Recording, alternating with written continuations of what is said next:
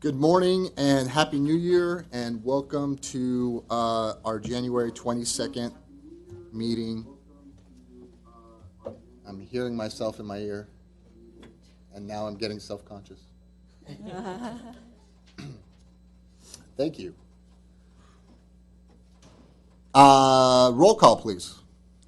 Audit Committee Member Richard Correll, absent. Ed Khachadurian. Here. Thomas O'Shaughnessy. Present. Alex Parajon.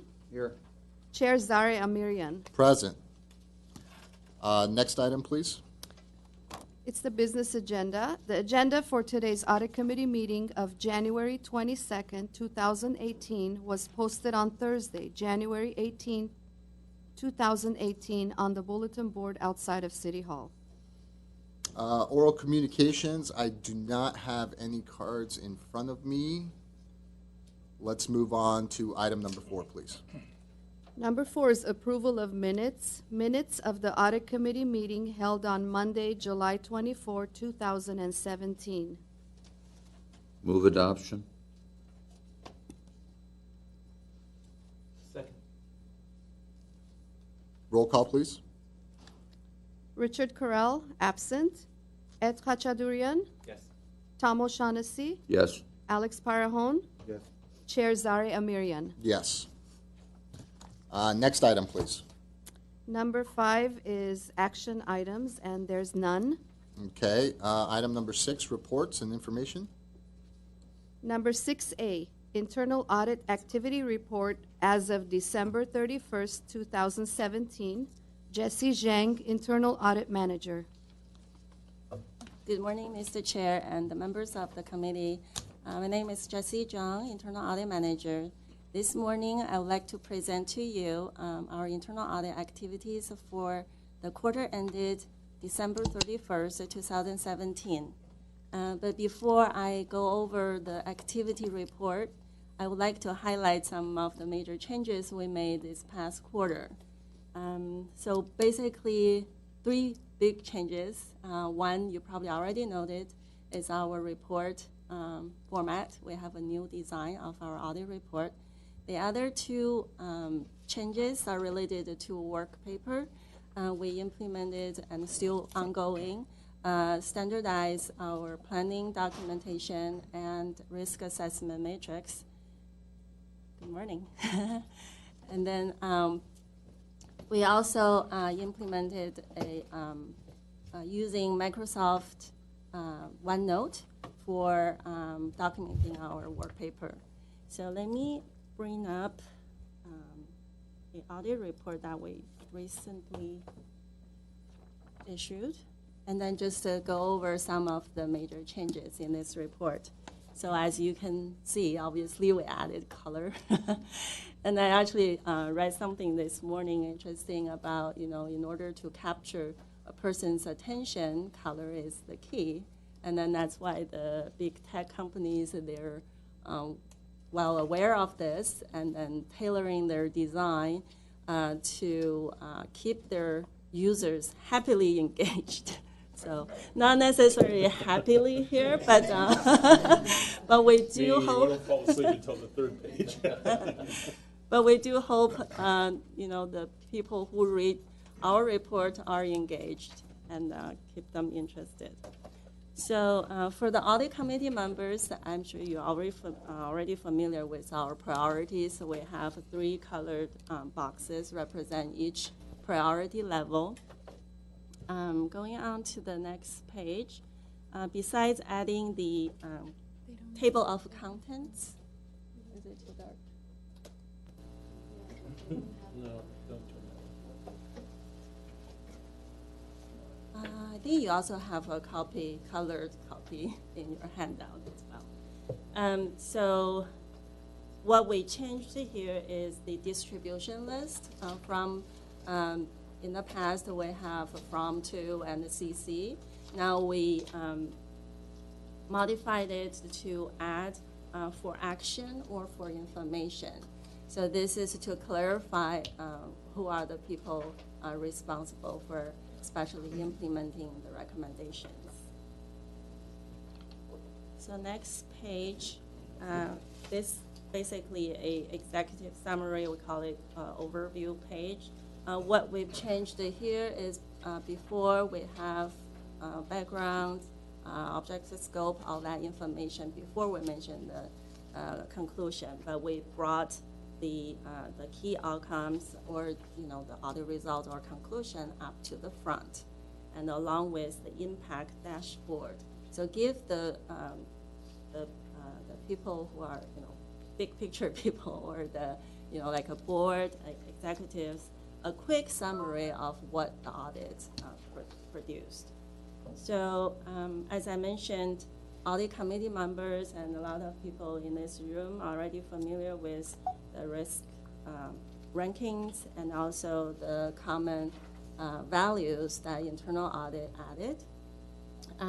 But for people who are not familiar with these terms and definitions, we added appendix to provide definitions of these terms. So let's go over those right now.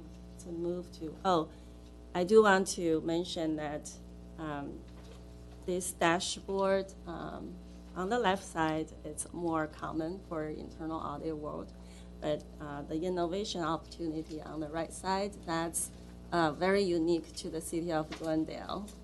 So that's kind of a creative, original idea to have innovation tech. So I will explain what that means.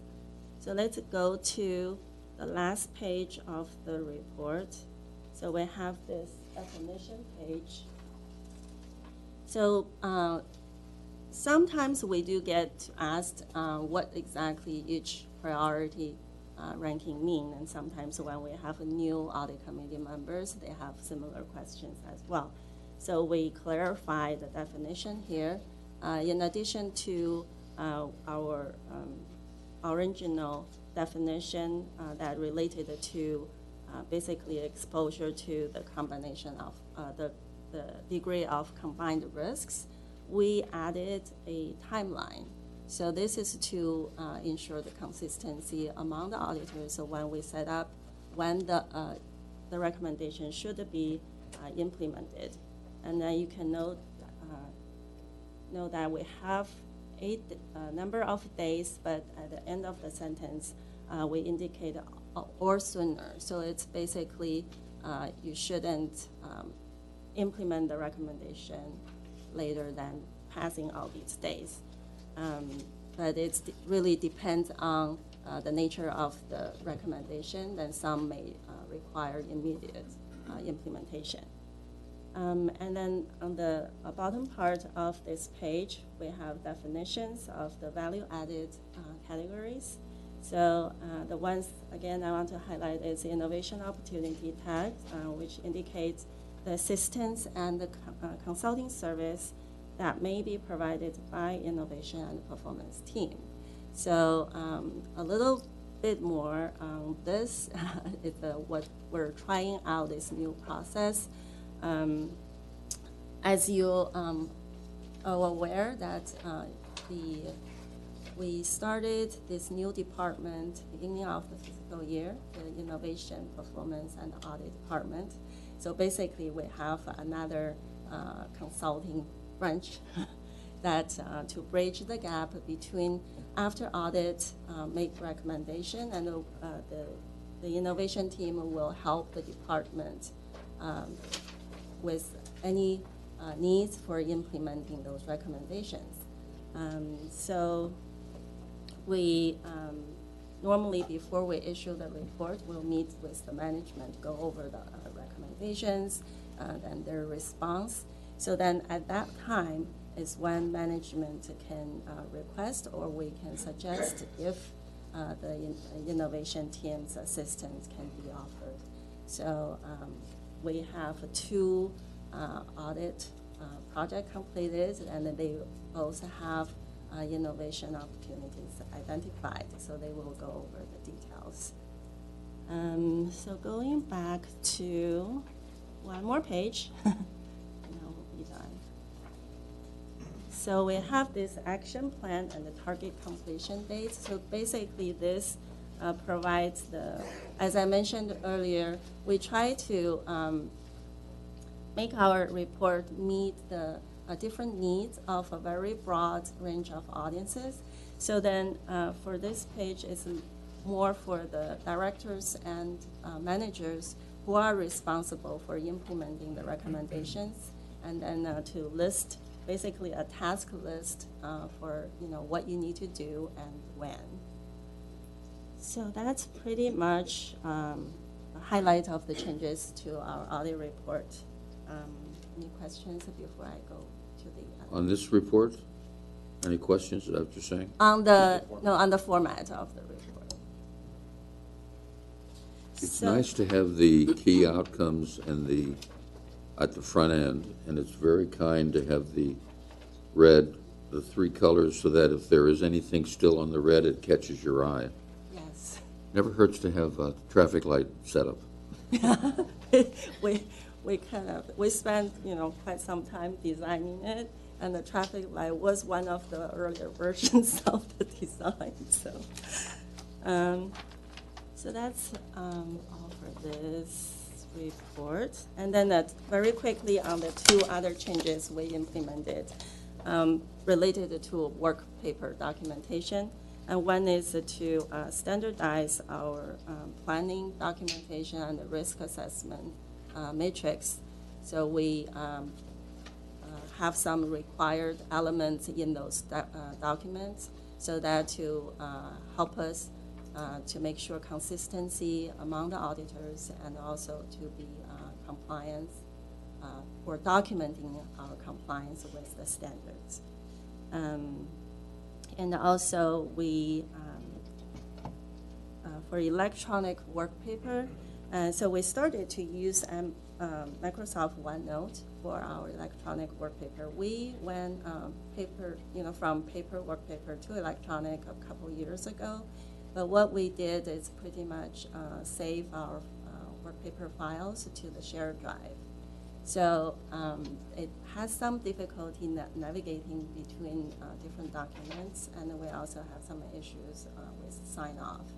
So with this, the new, not new software, which is, it's the software has been there, but we started to use.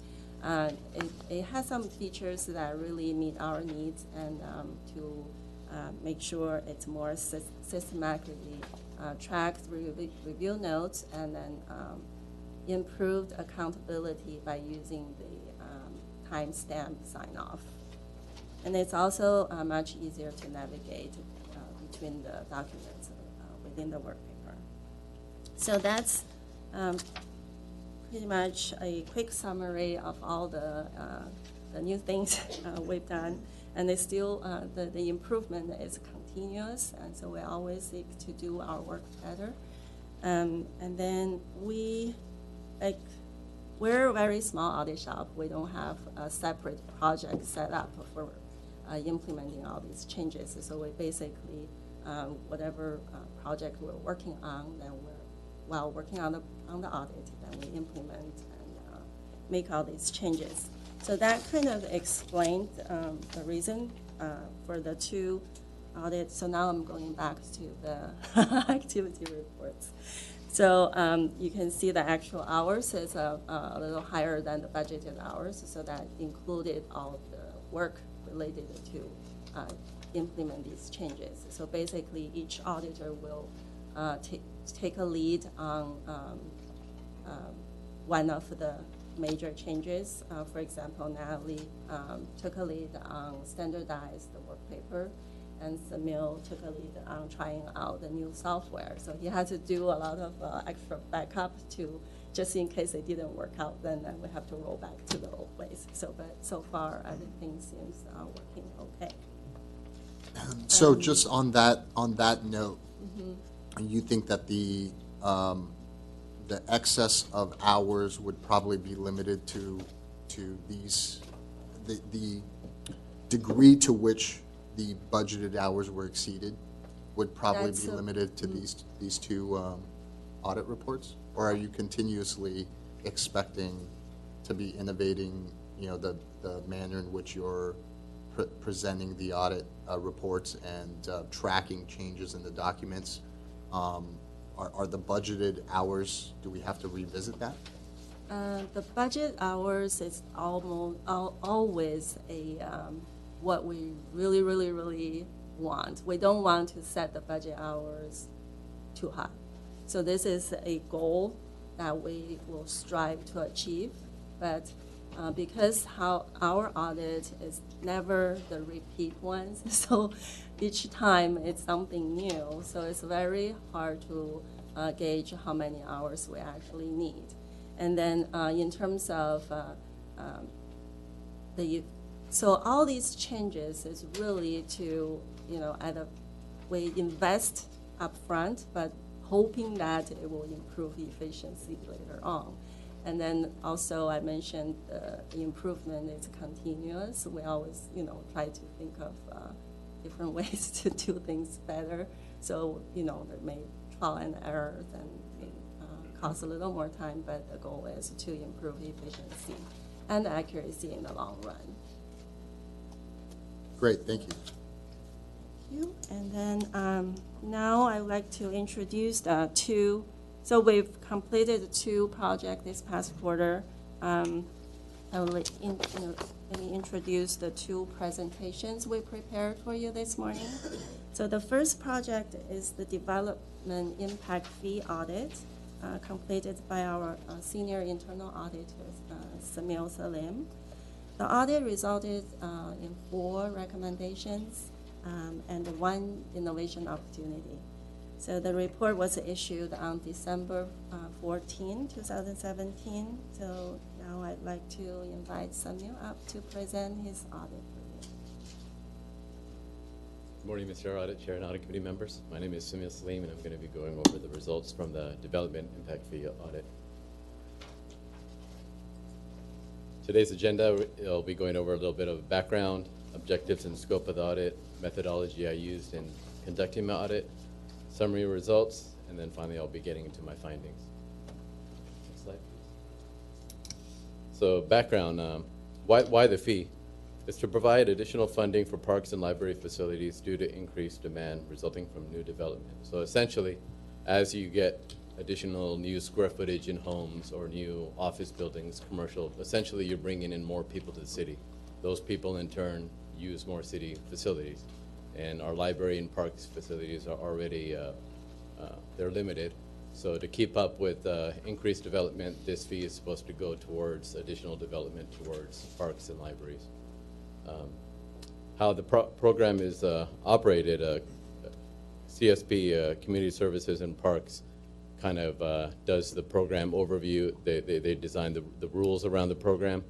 And then Community Development Department, CDD, they're the ones responsible for actually interfacing with the customers, helping fill out the development impact fee contract and collecting the fees from the customers. And when they're done, then they physically hand off the contracts to CSP, who then files it away. So that in a nutshell is kind of a little bit of a background on why and how it runs. The fee structure. There was a change in the fee structure back in March 29, 2014. So currently, all of the 100% of the fees assessed are collected prior to issuance of the building permit. But prior to that, it was collected in 2 phases. 50% was collected prior to the building permit, and the final 50% was collected prior to the certificate of occupancy.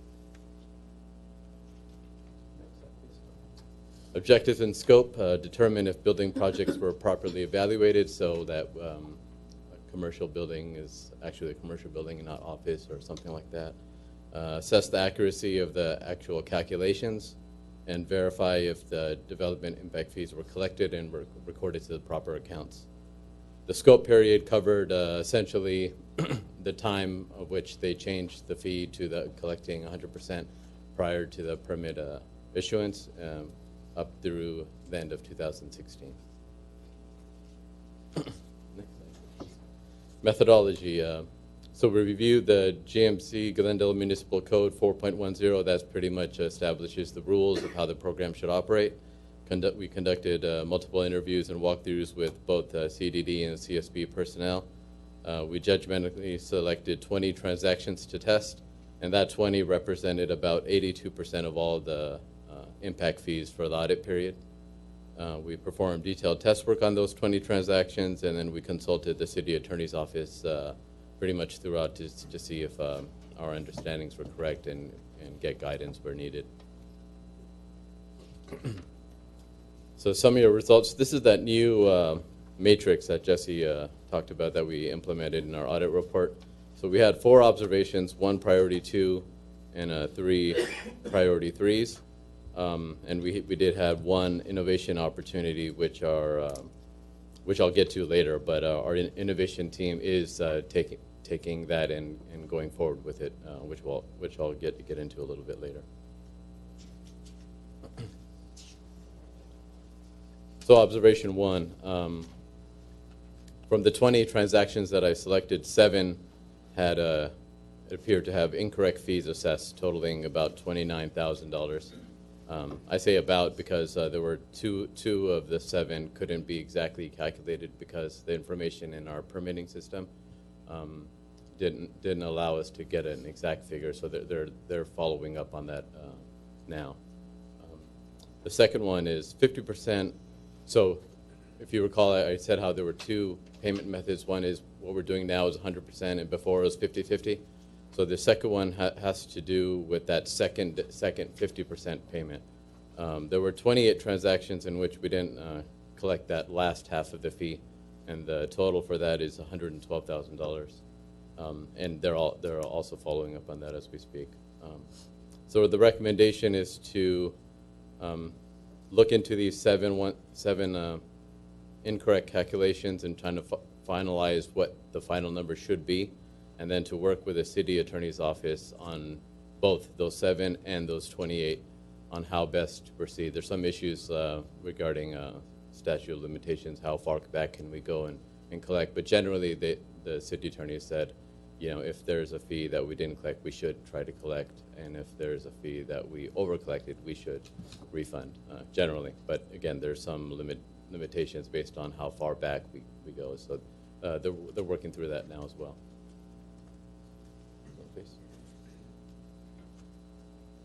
So observation 2 has to do with the lack of formal policies and procedures. The development impact fee is it's a large fee in respect to all the other fees, but it's part of the permitting system, and there's a lot of hands that touch the permitting system. So there really needs to be formal policies and procedures on how to process, record, and the fee in general. And I think as a result of that, some of these findings that I found were not too surprising. So 14 of the 20 contracts were not filled out correctly. Some of them, you know, there's a like 5-6 page contract in which there's a lot of fields you have to go through. It's kind of logically laid out, but there was some type of error on 14 of 20 of them. 10 of the 20 contracts had no supporting documentation to substantiate the demolition credit. So when you're building some type of project, you're charged based on the net additions. So like if you build 3, but you take out 1, you're really only adding 2. So the fee is based on that 2. So they're supposed to attach supporting documentation for all your credits in the contract, but half of them didn't have any support. So it was very difficult to go back and try to pull out where this information is in our permitting system. So that was the finding. The recommendation is obviously to formalize these instructions and provide training to employees, require proper documentation to support the contracts, not only for the demolitions, but for the additions as well. It really will save a lot of time and researching if you wanted to go after the fact and look up these numbers. Require sign-off by responsible CDD plan checkers, so that will let us know if someone wanted to go back, okay, who actually filled out this contract, so you're not searching after the fact. Decide if and how development impact fees should be collected or refunded post-payment. So once a payment is actually made and now the project is underway, and if there are any changes after that fact, do we adjust the payment at that fact? Do we refund? Do we collect more? So we need to determine that and formalize it in the policy and procedure. And then CDD upload signed contracts to a central repository. So if you recall in the background section, I said CDD does the processing of the contract, and then when they're done, then they physically hand off the contract to CSB to file away. So instead of this manual back and forth of the paper contract, just upload it to a central repository, FileNet, for example, and have everybody work off that. And then this is the innovation opportunity with the one with the asterisk by it, is a CDD, CSB evaluate the feasibility of creating an automated tool to work on the completing the contract. And so this one, our innovation team has picked up the lead, and they're working through it, and they're doing a great job. So what they're doing is essentially created an Excel spreadsheet in which they entered all the different formulas and rate structures so that it becomes much easier for the processor just to enter in a few fields rather than to go through the whole 5-page summary, and then all the calculations would do itself. So it, as long as obviously if what you're inputting is correct, the numbers should work themselves out. So they're making good progress on that right now. Observation 3 is so for there are different fees depending on what you're developing.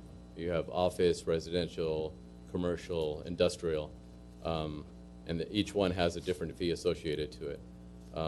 Residential and, let's say, industrial are pretty self-explanatory, but where the confusion comes in is between, say, commercial and office. And given that they're different fees, and I saw that in some of my test work, like is it this or is it that? That'll impact if the calculation is accurate or not. So it's basically these different types are not formally defined anywhere. So there's some confusion on the processor part, I think. And so the recommendation is to formally define these in the contract and or the Glendale Municipal Code so that it's crystal clear so that we know when to charge what and how. And lastly, observation 4 has to do with the permitting system, CSI. There's no regular monitoring of the users of that system, and as a result, there were 14 inactive employees who still had active user IDs in the system. And additionally, so for like we use contractors to support some of our work. And so contractors, they have a lot of people coming in and out all the time. So sometimes people use generic IDs so that you don't have to always create a new ID when a new person comes in. But the drawback to that is that if someone makes a change, we want to know who exactly accessed the system, what they did. So we recommend not using generic IDs, inactivate those inactive users, and then assign some monitoring responsibilities ongoing to make sure that only the people with access that need the access have the access. And with that, I'll take any questions you have. We also have representatives from both CSP and CDD to chime in if need be. Okay.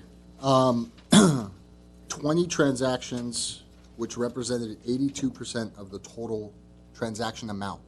Yeah, of the total fees collected for Right. my audit period, right. Okay. And how many total transactions are there? Just So, wondering. I had that. I thought you would ask that question. Yeah. So for No, that's a great. for the audit period, Give this man a raise. there were 20. I picked 20. There were 54 total. There was about 16 million for my audit period in fees, and a total 20 million in total for the period. Okay. And the development impact fee, what percent of the total fees collected do they represent? I mean, just as a guess. Oh, as far as the total fees and in general? Yeah. I'll probably need someone from CDD or Park to chime in on that one.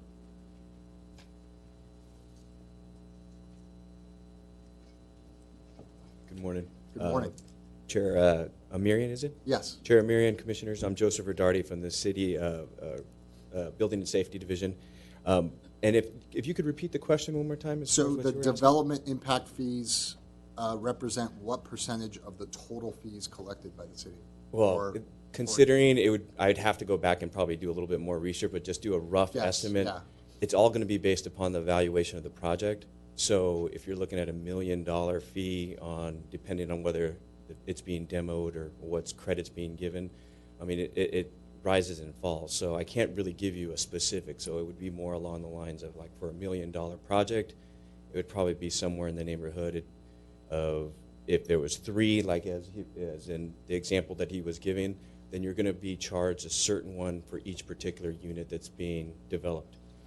For instance, on a single-family dwelling, it's roughly about $19,000 per unit that's being developed, $17,000 for a commercial usage. So then you get, based upon those, you're going to make your calculations and you're going to be able to come up with that. So if a project for 3 units and you're demoing one, you're probably looking at somewhere of around probably, I want to say about like $45,000 parks fee, and a library fee probably about $4,500 to $5,000. Would you guess that the development impact fees represent more than 50% of the total fees collected on building projects, or less than 50%? I would probably say less than, only because you're going to be looking at Glendale USD fees. You're going to look at debris deposit fees. You're going to be looking at sewer facility fees. So there's a wide gamut and a fee structure that we can provide to you at some point if you're requesting that. That would give you a better idea as far as that. Okay, thank you. Sure. The 28 transactions prior to 2014, you mentioned that they were self-reported. Yeah. So are we reasonably certain that those cover all of the transactions that weren't collected? So there's a spreadsheet that the parks put together that has all the fees, and so your question is there more than that from the prior period? Could there be more? Yeah, there could be. I mean, so part of this was prior to my audit period. The only reason I brought it up is one, because of the dollar amount, but secondly because we did work with the attorney's office to try to figure out how should we handle such an issue like this. So could there be? Yes, there could be. But it's they need to go through that whole list and figure out exactly what it is. I have the exact number here for you.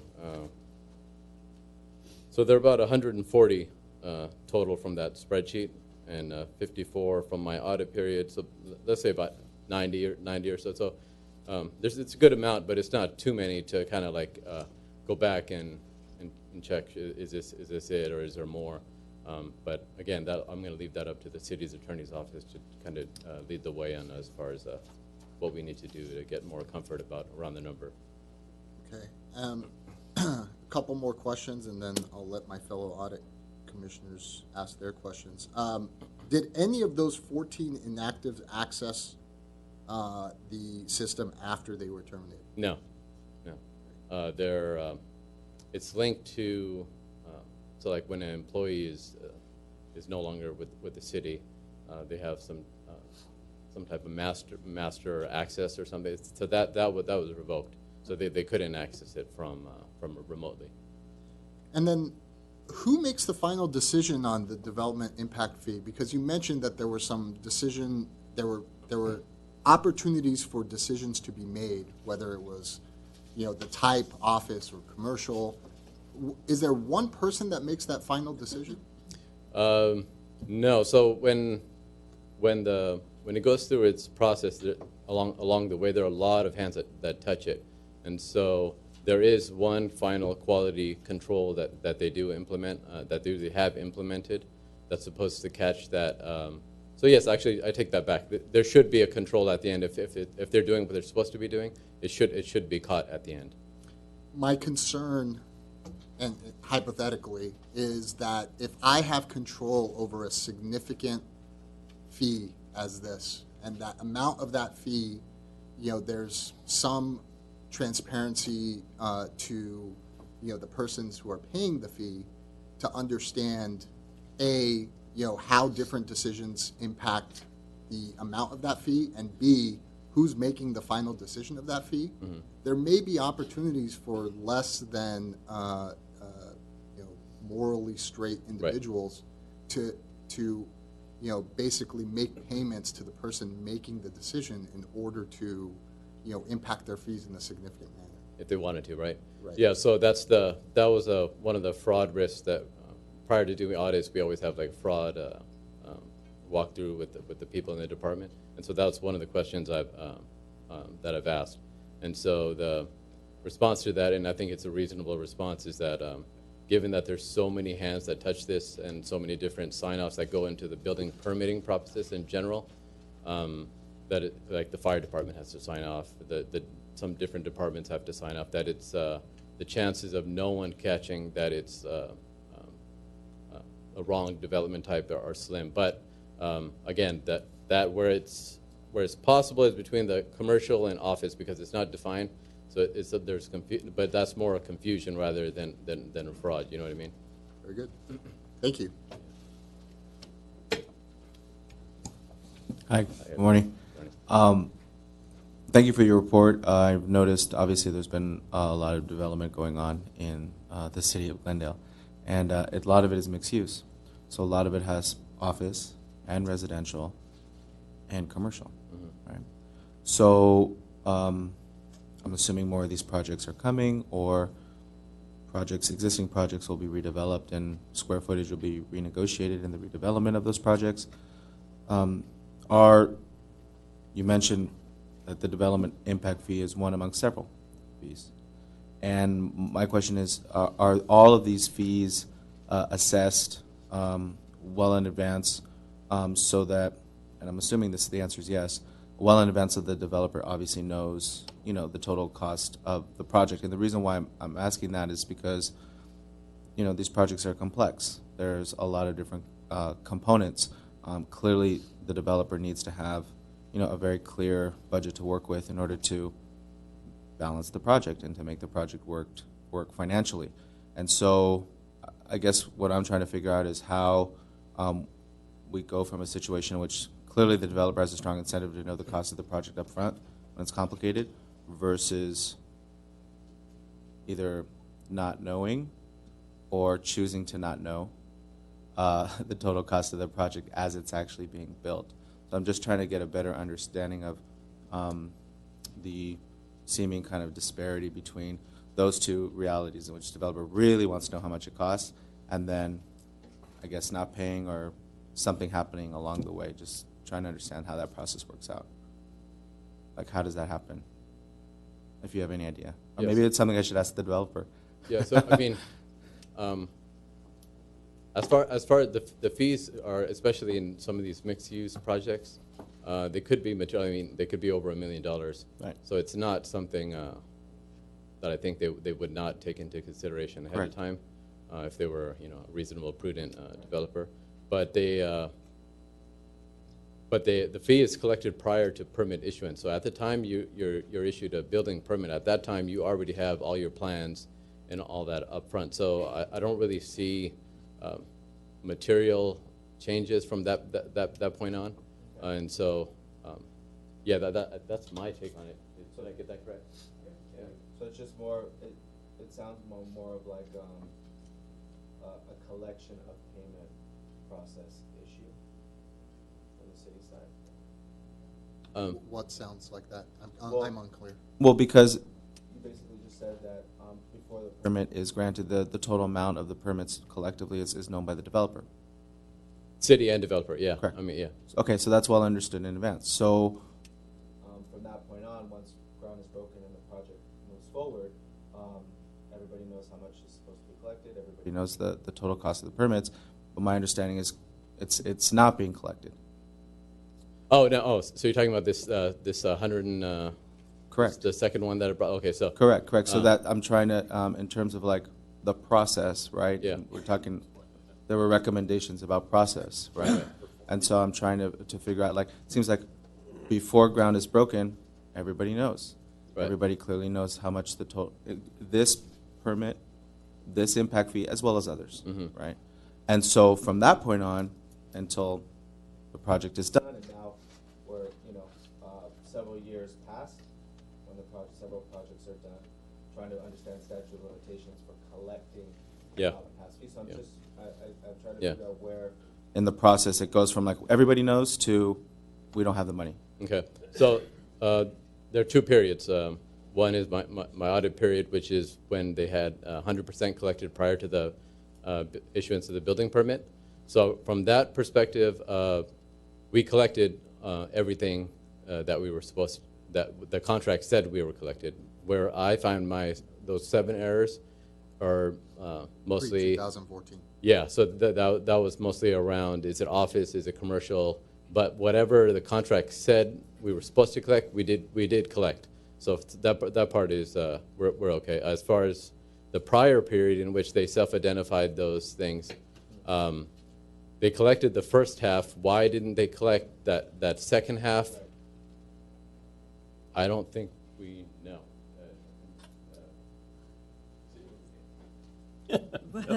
Phil's here. I'm Philip Lansfame, Director of Community Development. We don't know. We'll go back and we'll find out. Remember, there's about $16 million collected, so that 120,000 represents about 1%. It's a lot of money. Look at it, it's a police officer or what have you, so it's important. Where we have fixed the problem, though, is now all collected up front. In terms of the developer knowing, a lot of that is in their own hands, and a little bit of a chicken and the egg. We can't estimate fees until we get a set of plans and we know that that's the project that's going to be built, and you run that calculation out. When a permit is pulled, everybody should know what the fee is, whether it's collected or not. Everybody knows what the fee is. We do, the developer does. There may be circumstances on a development project where the project changes. You have to assess more fees. Again, I wouldn't know that. My shop wouldn't know that. The developer wouldn't know that. It happens. So I think with the changes we've made, we've fixed the collection problem. It all comes up front. One thing that we will want to look for in the future is in trying to reduce the overall cost of building so that we can incentivize affordable housing, we may want to push that out, that fee collection out. That's something, a consideration for the City Council. If we do, we're going to need to have controls in place so that those fees are paid, whether it's a bond, deposit, or something. But as we stand today, we think we've corrected the problem by collecting 100% up front. Thank you. 2 questions. It might even be 3. First off, of the 112,000 in the 5 weeks since this report's been filed, has any of it been collected? If so, how much? Has any of it been perceived, having talked to the city attorney, that it is uncollectible because of statute of limitations? Are you at least defining these particular developers as bad actors or poor actors, so if they come to the city again to do a development, they need to pony up what they owe us, otherwise there'll be a hesitancy to give them the permit to develop. I mean, if you've stiffed me once, why would I want to let you stiff me twice? Right. Notwithstanding 100% now and 50-50 before. It says under reference 4 on controls that CDD will remove the inactive users and discontinue the use of generic IDs. Will means going to do. In the 5 weeks since this has been filed, are the inactive users out of the system? Is it done? And have the generic IDs been purged from the system as well? Good morning. To address your concerns regarding our CSI system, which is basically where we operate the Building and Safety Division, all of those users have been deactivated. There's no ability for them to transact any or create any sort of function in the system itself. As far as the collection, this was presented to us in December. We've met with Community Services and Parks, along with the city attorney, Julian, that will in discussion as to what we need to do to move forward. So the preliminary stages have been set as far as drafting a letter that we'll be sending out. We've already placed holds in the system for these developers. So if they do come back to the city at any point in the next week, year, what have you, we'll be able to identify them. And it's a hard hold, meaning that no one can remove it. So it has to be, it would have to be checked through ISD so that we can go ahead and have it removed. Otherwise, they're not able to move forward with their project that they want to develop. Perfect, thank you. Sure, absolutely. Okay. Oh, go ahead. Just have a quick question, not necessarily regarding the amounts, because as mentioned, the amounts are not that large amounts, but it's more about the procedure. You mentioned something about missing documents and documentation, and then also you mentioned that this is a sort of a multi-pronged process. So many people take a look at it. How is a transaction completed without people completing the parts on a form or maybe providing the documents? Maybe if you could just help us understand that, I would appreciate it. So the contract, when it's filled out, that's why one of the recommendations is to have like a final sign off on that. They do have a section for the customer to sign off, but there's no CDD final sign off on that contract. So that was one of the why we recommended that to give some finality to the thing before it's finalized. So the process, as it's filled out, and then if there are differences along the way within the permitting system and the contract, which one is the correct one, and it should be the permitting system, and so that's what I used when I'm testing as my authoritative numbers, right? Now, as far as did that answer some of your question, or I mean, I'm just curious to see why did this happen in the first place? Like, so the contract, there's a lot of stuff to fill out in there. It's a 5-6 page document, and so when I say, I could figure out what the right number should be based just because I worked on it so much. But if they didn't fill out a section that says like say there's a section on applicable credits, right? It needs to be filled out, right? And if it's not filled out, I assume there's no credits that apply, but maybe there is. But so just for completeness sake, you should go through the whole thing and check box everything and not check box, but it takes time. So my assumption is just that it was just overlooked while completing. I mean, an example like that. So that's what I meant as far as not being completed correctly. Some of them are minor. Some of them are more important. So I just, and as far as the office in the commercial, that's really the important one because that actually translates into dollars. and then are there any attachments or documents that need to be? There should be. And did you come across to issues in that Yeah. regard as well? Yeah. So like I mentioned, the demolition credit. They're supposed to attach the demolition permit to the contract.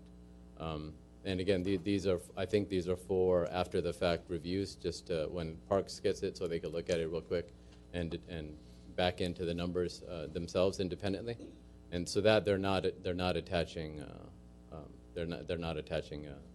in my experience, but they should be, and not only that, but in addition, for the additions, I recommend that they should attach support for that as well. It'll just make the whole review a lot easier for everyone's sake. Thank you. I have a question real quick here. Actually, it's a great report. I love the format, and I'm glad that there's action items that are going to be completed by June 30th for this. Now, is there going to be a, because, it says here, it's as 12/31/2016. So when is the next plan for this to be re-audited again so that we'll see if your June 30th action items actually played a great role, or now there will be no findings after that? Oh, if we're going to go back and audit the area again? I don't. So that will be through our annual risk assessment, and then we'll, as you already know, we meet with departments annually to assess the risk, and if this come up again and as high risk, that will be scheduled for the future audit. And also, we have a quarterly follow-up process, so then Samir will, go back to the department on a quarterly basis to make sure all the recommendations have been implemented. Okay, perfect. Thank you, Mr. Salim. Thank you. Thank you. So The second project is the Integrated Waste Employee Incentive Program audit completed by our senior internal auditor, Natalie Minami Valdivia. So this audit identified a total of 9 recommendations and 4 innovation opportunities. So the report was issued on December 21st, 2017. So PowerPoint.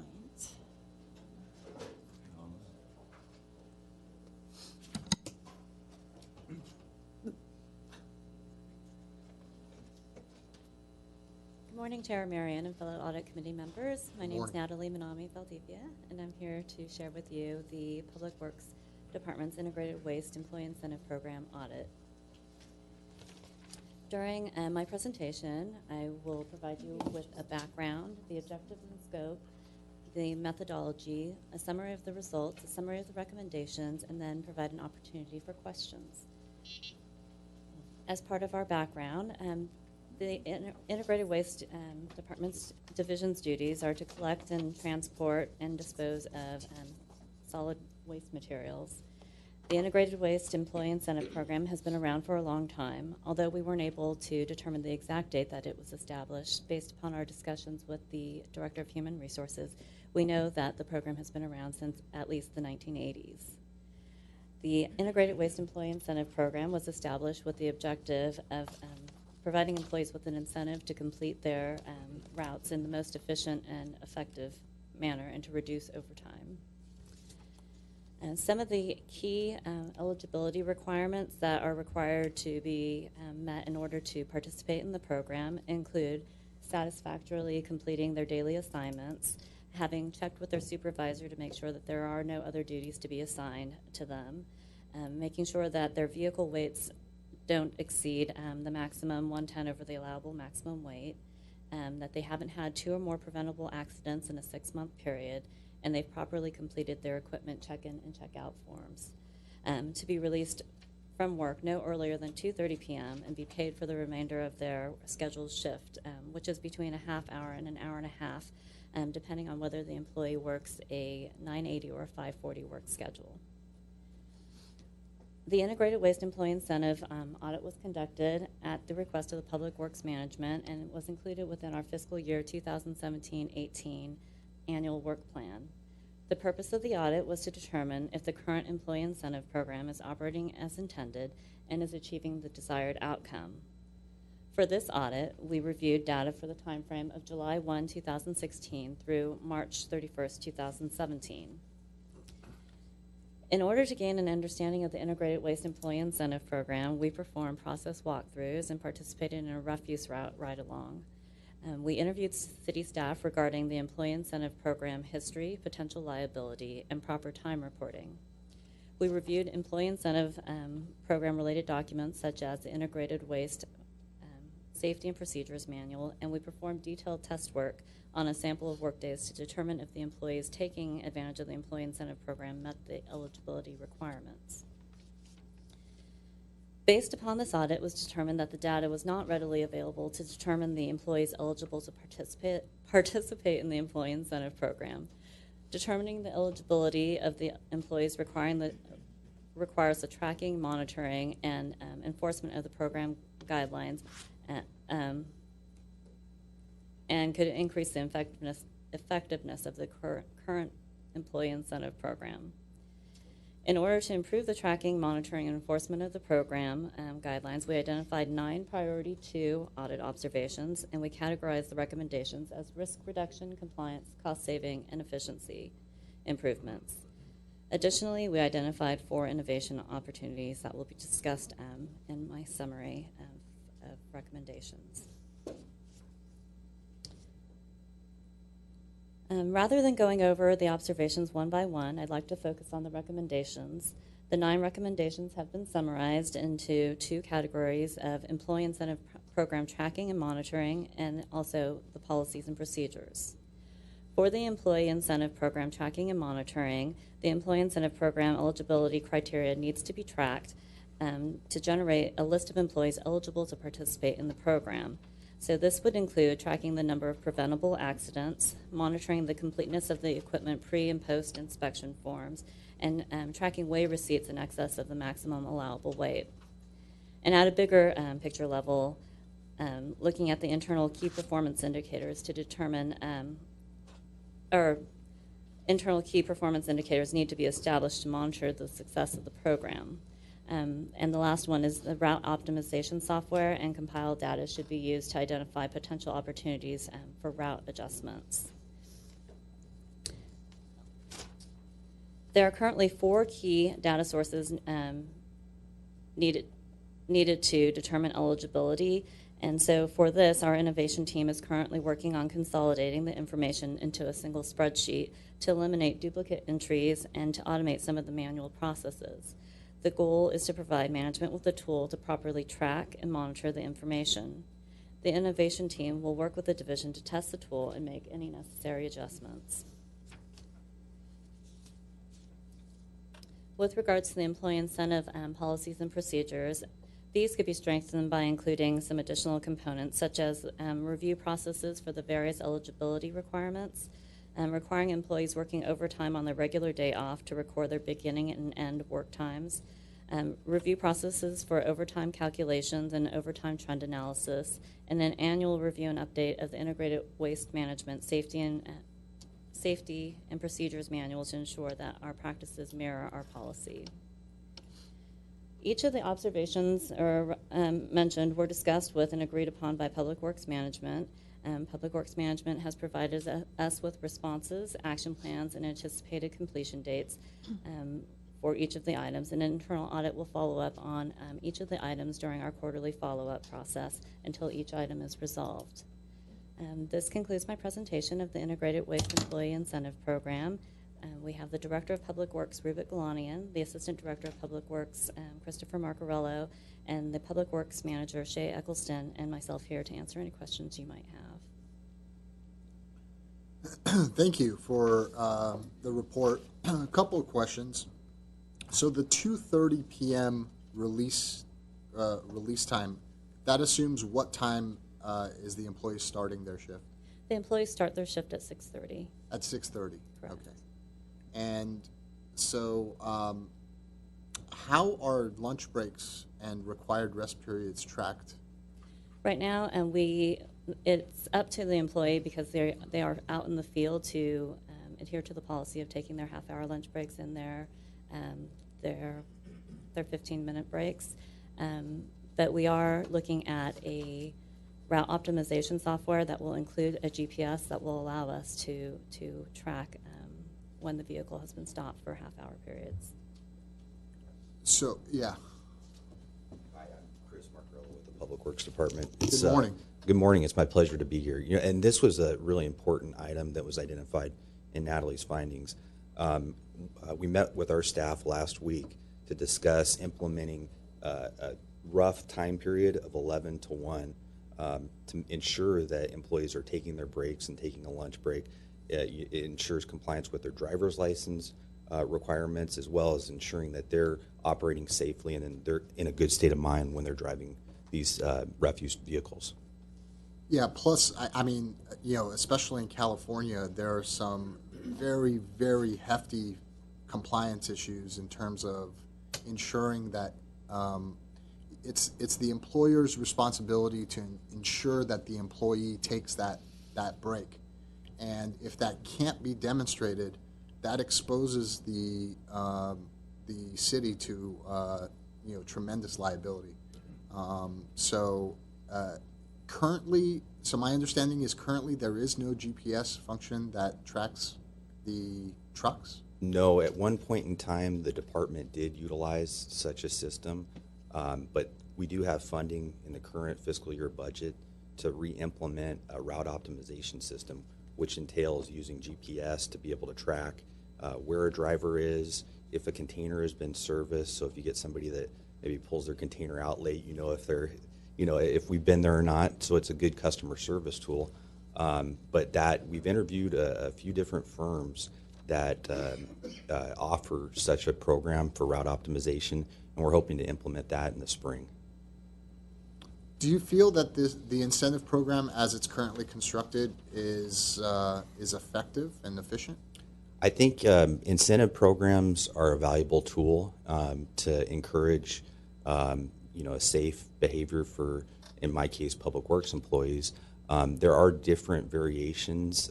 Sometimes you can offer incentives based on different training. So if you have an employee that becomes familiar in different fields of public works, then they're incentivized to take those additional responsibilities, and maybe it provides benefit to the department to be able to work, utilize them in different areas. I think in this case, it is still a valuable tool, although I'll note that we've experienced some losses of staff, either to other cities, hiring them away from our operation. And when you're operating, right now we're down about 20% on staffing, and so it makes it very difficult if you have some folks get to utilize the incentive program, whereas other folks are working overtime to ensure that our service levels are met and that folks' trash is picked up. So I think that's one of the things that we need to look at is maybe retooling the program, but I do think the incentive programs do have value. Thank you. Sure. I have Go ahead. a quick question for you, or for someone. Comes to mind because we're coming off of Martin Luther King Day, we're coming off of the end of the year, Christmas and New Year's. How does the 4-day work week, picking up missing days routes, affect with the incentive program, or is it overtime on a Saturday? I've not noticed too close attention when my trash gets picked up. Normally a Thursday, and Thursdays are never holidays or anything. But I was just curious what a shortened work week, how that works into this program. We're a unique operation in that we only have 2 observed holidays in our department, so Christmas and New Year's. And so for the vast majority of the time, that's not an issue. However, when we do have folks that work on a Saturday, for instance, on those weeks because we stretch an extra day, one of Natalie's findings was that on a Saturday where someone works overtime, they're able to also utilize the incentive program, but that's something that we need to change because overtime should be based on only actual hours worked. And so that's something that it's a tough thing for our staff to swallow because they're used to it, but it's an effective management tool that we need to implement. Thank you. Sure. I have a question, probably you can answer that. So if I'm an employee and I finish my shift at 2:30 or earlier, I get to, if I meet other conditions, I'll get to benefit from the incentive program. But if I finish my shift after 2:33, I can still get my benefit through overtime, right? I can charge. So what is the point of having an incentive? As far as the pay is concerned, what is the point of having an incentive system in place? I'm sorry, I don't think I. I'm just saying, if I finish my job at like 1:30, 1 o'clock, I get an incentive. But if I finish after, I'll still get an overpay. So they balance each other out. So what is the efficiency improvement? What is the purpose of having that system in place other than some of the other conditions like, being a good driver and all of that? Could you just explain so that I'm sitting here confused because I don't really understand what is the purpose of having such a system in place to begin with? I believe that the reason to have the system in place is to get them to complete their routes in an efficient and effective manner so that they don't get overtime.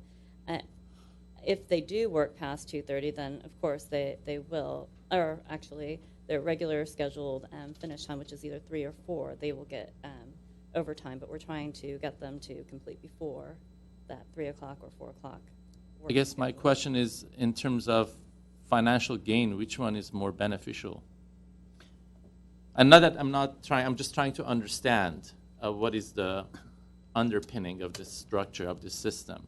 If I finish my job at 5:30, yes, I have worked longer hours, but financially, which one is more beneficial? I think that depends on the driver, actually. And I'll defer to my public works colleagues, but I think the way the program works is if they finish early, they get to go home. So if somebody has childcare needs, what have you, Right.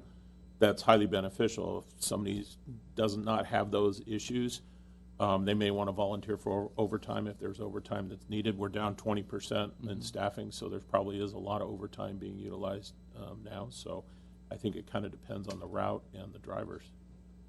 And I guess my question is more on the principal agent. This scenario is called principal agent problem because the incentives don't match the. So I'm just trying to understand if it's like, if there's another way to think about this. Probably one of the innovative works that the department can do is just to really start thinking about like which one is the better option, or how we can combine an overtime policy with an incentive policy that is actually definitely helpful to finish your job early and get the benefits. I guess that's always efficiency improving. And my question is not on the amount or the people. It's just that I kind of see a problem here because both, like, I just don't see the net benefit. We invest a lot of time instituting all of these policies and systems and everything, and yet at the end of the day, like, what is the clear benefit out of it? So there are a couple of things I guess I'd like to point out. For the incentive program, there are these specific criteria that they have to meet, and whether or not we have the incentive program, there's still compliance guidelines that we would still have to monitor. So I don't believe we're doing a lot of extra work in having the incentive program. And then on the second item, for the people that go home early, there are different types of routes. There's residential and there's commercial. So there are bin pickups, and then there are the regular trash container pickups. So people that operate one piece of equipment might not necessarily be cross-trained to provide or to drive the other trucks and provide the other services. So even though some people are going home early and other people are working overtime, it might not be that they can translate one for one those two duties.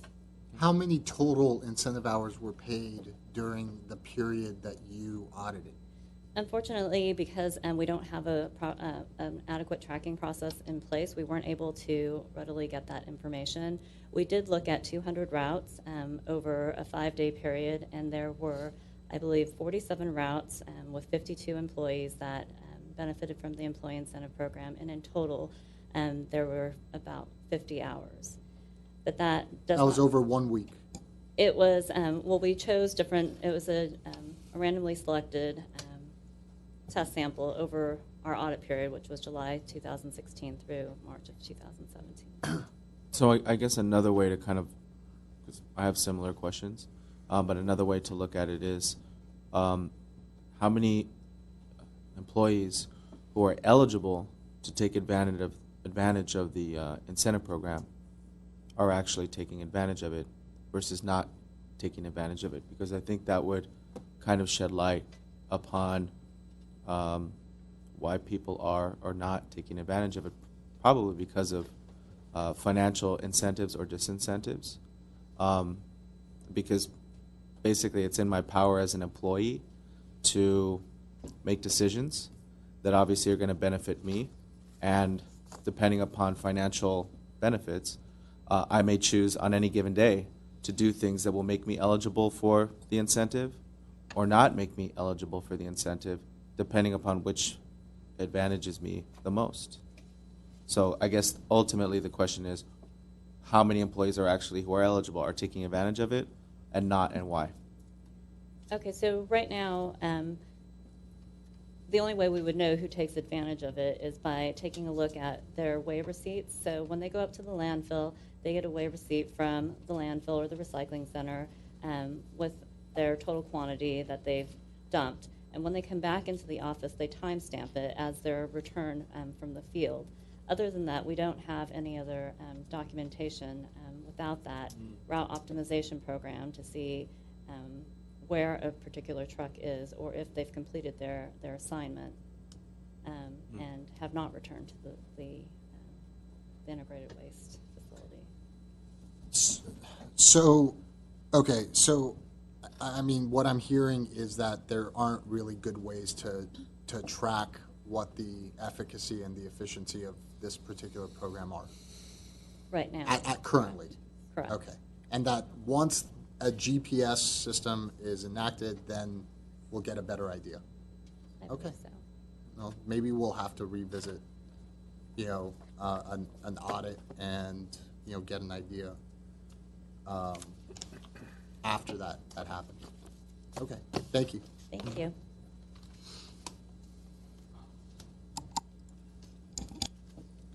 So that's concluded a presentation for the completed project. We're more than half, in more than an hour, and we have two major heavy-duty items on the agenda. So I will quickly go through, if you want, the few remaining items on our activity report. One is project in progress. So we have three project in progress. So one is Magnolia Power Project audits, homeless program operation audit, and the fire prevention bureau operational audit. So as we always do, once these projects are completed, we will bring to you and present the results to you.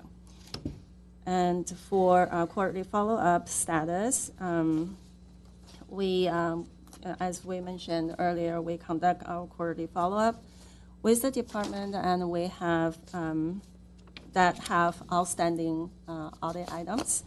So for the past quarter, we started out with 40 outstanding items, and we added 17 additional items from these two audits and one external audit report.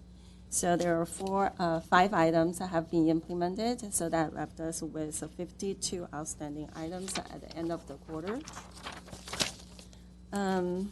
Then this past quarter, we don't have any audit issues, outstanding issues that either priority 1 or entering the 3 discussion criteria. Any questions? And then lastly is the team assignment. So we have the same, it's same as last quarter. We have the Investment Policy Advisory Committee and the Energy Risk Management Committee that I participated. So that concluded our quarterly report. Any questions by the committee? Thank you, Ms. Zhang. If we have no further questions, let's move on to the next item, please. Next item is 6B, Comprehensive Annual Financial Report, CAFR, and report to the Audit Committee from Vavrinic Tri-Day & Company, LLP. Shu-Jin Lee, Deputy Director of Finance. Mr. Chair, sorry, City Council You're going to get me in deep trouble. My apologies. Mr. Chair, members of the council, before Sujin gets started, I just want to tell you I had to pay off on a bet for this year's CAFR, and I've had a standing bet with my accounting folks for a long time, and out of 28 years in the business, I've paid off twice, and this year was one of them, and that is that they get the opinion letter and the CAFR completed before Thanksgiving. And they did that this year, and we went out for a steak lunch last week, the entire staff. So congratulations. Sujin and her staff did a great job this year getting the CAFR put together. You see it. I'm sure you've read it cover to cover.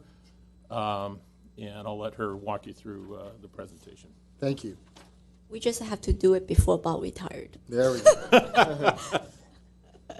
So, good morning, Chair and committee members. My name is Shu-Jin Lee. I'm the Deputy Director of the Finance Department. Today, I'm here to present you the city's comprehensive annual financial report, in short, CAFR, for the fiscal year ended June 30, 2017. I will talk about the timeline of the CAFR preparation, the CAFR structure, the city's cash balances, and the net pension liability. I will also discuss the audit results of the CAFR and the single audit. And at the end, I will introduce Mr. David Showalter. He is the engagement partner from the city's external auditing firm, Vavrinic Tri-Day Company, in short, VTD. We'll be happy to answer any questions you may have at the end, but also please do not hesitate to ask any questions along the way. First of all, let me briefly walk you through the timeline of the CAFR preparation. So for the fiscal year 2017 audit, the VTD staff was in the city in the first 2 weeks of May to start their preliminary field work. And then in August and September, they came back for a week each to finish the single audit major grants testing, and the confirmation letters were sent out in August. On the other hand, the accounting staff were preparing closing the book of June, accruing all the revenues and expenses, and finish all the year-end transactions, and starting preparing the CAFR. The first draft of the CAFR was completed in the middle of October, so at that time, the VTD staff came back to do more testing and review the CAFR. Between the middle of October and before Thanksgiving, VTD and city staff had a constant communication for all the year-end transactions and the CAFR. And right before Thanksgiving, the VTD issued their opinion letter that marks the completion of the CAFR. And in December, we worked with graphics to print the CAFR, and then we presented the CAFR to the council on December 12th. Next, I will talk about the CAFR structure. The CAFR has 3 sections: the introductory, financial, and statistical. And the introductory section has transmittal letters, city officials, and organization chart of the city. And the financial section has the auditor's opinion, management discussion and analysis, and also all the fund statements, the notes, and the required supplemental information. The fund statements are presented in a top-down sequence. In total, the city has over 60 funds. And the most consolidated citywide statements are presented at the beginning, and then major fund, non-major funds, and then internal service funds. Major funds, by definition, are the funds that have most significant transactions, such as general fund, electric fund, and water fund. And most of cities' funds are non-major funds, which has less transactions. And then the internal service funds are the funds used by the city to centralize certain services and then allocate the cost of those services to the user departments, such as fleet and insurance funds. And then the notes and the required supplementation just give the readers more details in the detailed description of each functions, like cash, fixed assets, and so on. And then the last section of the CAFR is the statistical section, which presents 21 schedules in 5 categories. And most of these schedules has 10-year history, or they compare the current year information versus 9 years ago. So we just give another complete information for the readers to understand about the city's financial trends and the operations. And the next few slides will show you the city's financials in a snapshot. Slide 9 shows the statement of the net position, which is like the balance sheet. So as of June 30, 2017, the city has over $1.5 billion in net position. And slide 10 shows the statement of activities, which is the income statement. And in fiscal year 2017, the city's net position increased for about $65 million. Slide 11 shows the cash balances of the city's funds. As you can see, as of June 30, 2017, the general fund has over $170 million in cash, and overall the city has over $752 million in cash. So the city is in a very good cash position overall. The next slide shows the city net pension liability. The city has 2 plans contracting with CalPERS. One is miscellaneous and one is safety plan. So the safety plan is for all the SWAN, fire, and safety personnel, and the miscellaneous plan is for the rest of the employees. And as of June 30, 2017, the miscellaneous plan has over $263 million in the net pension liability, and the safety has about $251 million. At the end, I'm happy to tell you that both the city's CAFR and the single audit receive a unmodified opinion from our auditor, which is the best opinion an entity can receive. Single audit report is a report required for any agency that spent more than $750,000 in direct and pass-through federal grants. This year, we received 2 findings from the auditor for the financial statements. one of them is the witness in the separation of duties in the accounts payable disbursement. And the second one is a lack of reconciliations on the waste management claims. And the city agree with the recommendations, and we are taking all the corrective actions that we agree with the auditor that we will implement. And at the same time, the auditor also gave two findings on the WIOA grants. The WIOA grants stand for the Workforce Innovation and Opportunity Act grants. They are the federal grants from the Department of Labor and then pass through to the state EDD department and then to the CIDIT. So the two findings are incorrect CFDA number on the sub-recipient agreements. The CFDA number represents for the catalog of federal domestic assistance number. So each federal grant will have a unique CFDA number as its identification numbers. And the second finding is for missing forms to validate the participants' eligibility. So the workforce administrators agree with those two findings, is also working on the corrective actions. And next, I will invite Mr. David Showalter to do his required communication in case you have any questions for me right now. No, go ahead, please. So I have a quick question. Turn on your mic. I have a question on the net liability for the pensions. Has this number improved over the past couple of months, or maybe over the past year, since like we had a really stellar performance on the stock market? Do you see improvements in these numbers? Not necessarily as a percentage, but I'll answer that. Mr. Chair, members of the committee, no. PERS liability is going up, and I can refer you to, where's the schedule in here somewhere? Well, let me have you turn, if you have your CAFR, if you look at page 81, it has a look at our pension liability, and if I recall, last year was about 400 million. Now it's up to 515 million. And what PERS does is they don't look at your investment returns, annually. They factor those in, and it's looked at in a 15-year horizon. So while it's good, it's not going to make up for the downturn of the economy from 2008. And they're still recovering from that, where they lost 30%. So we're looking at many years of steadily increasing PERS rates to stem the tide of the liability going up. The schedule you see here is a sensitivity analysis.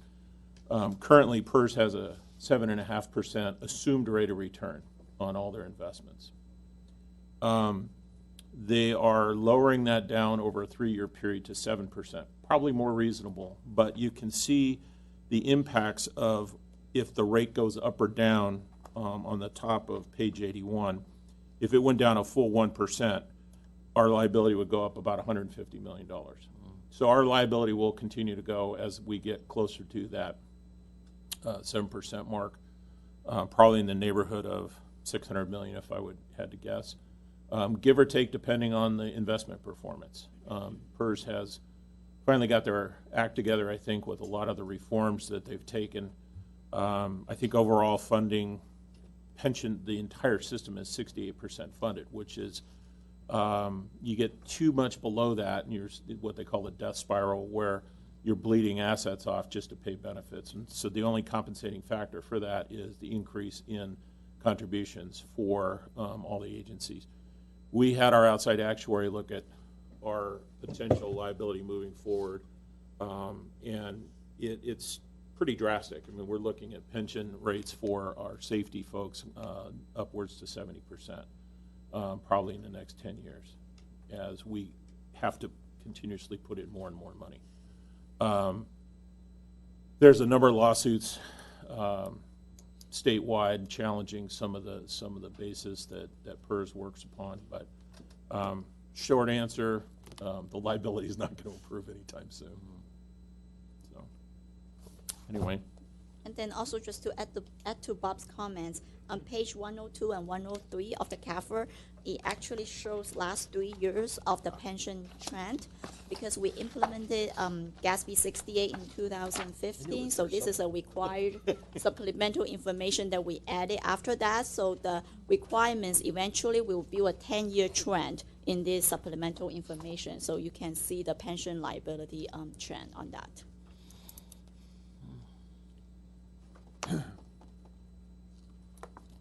I have one quick question for you. Yes.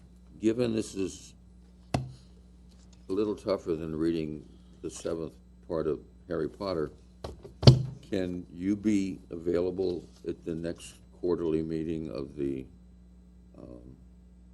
Audit Commission if we need answers on this? Sure, anytime. Just- Or you can just email them to her. Or to Yes. me. It's appropriate to do it by email and That's doesn't fine. we're not Brown Act or anything. Then if I come across anything that sticks out, I will send you a note. Sure. I even send you a thank you note if I say I didn't see anything that. Thank you.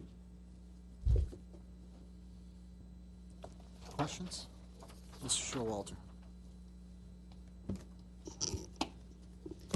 Good morning, Chair, members of the Audit Committee. My name is David Showalter with Vavrnik Trying Day, and I am going to present to you the results of our audit for June 30th, 2017.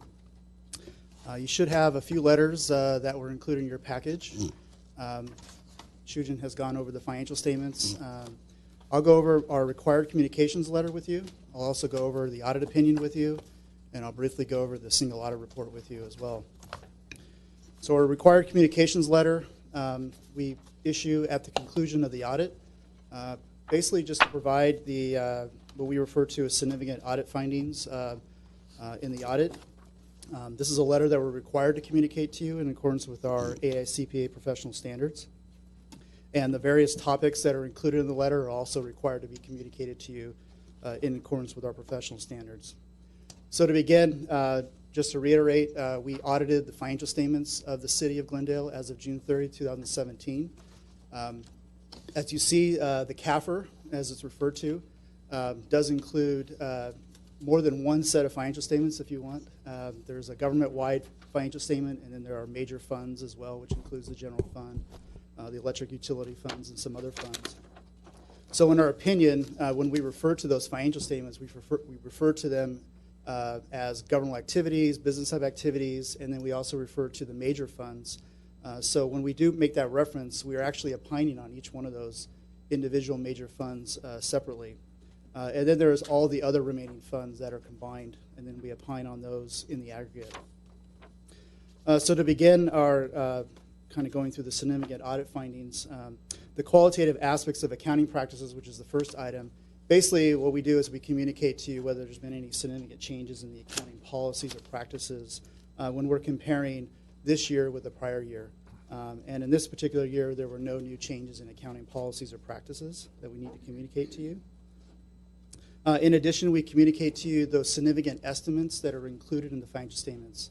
So if you can imagine maybe from the balance sheet perspective, you have certain assets or liabilities that you may not be able to 100% quantify at June 30th. So there could be an estimate involved, or there could be generally accepted accounting principles require that you make certain estimates of certain balances. Those types of items include things like your net pension liability, where CalPERS provides the actuarial information for you to then record that information into your financial statement. So the actuary at CalPERS is functioning in some extent as a management specialist, providing some information for you in order to estimate those liabilities. That's true for your risk management liabilities, where you contract with an actuary to come up with that incurred but not reported portion of your liability. And then we get into certain areas like your investments, where there could be some estimation involved in determining fair market value with certain investments, as well as you estimating what the useful life is of your capital assets. We estimate that it could be a 30-year life, and then we depreciate those assets over that period of time, as an example.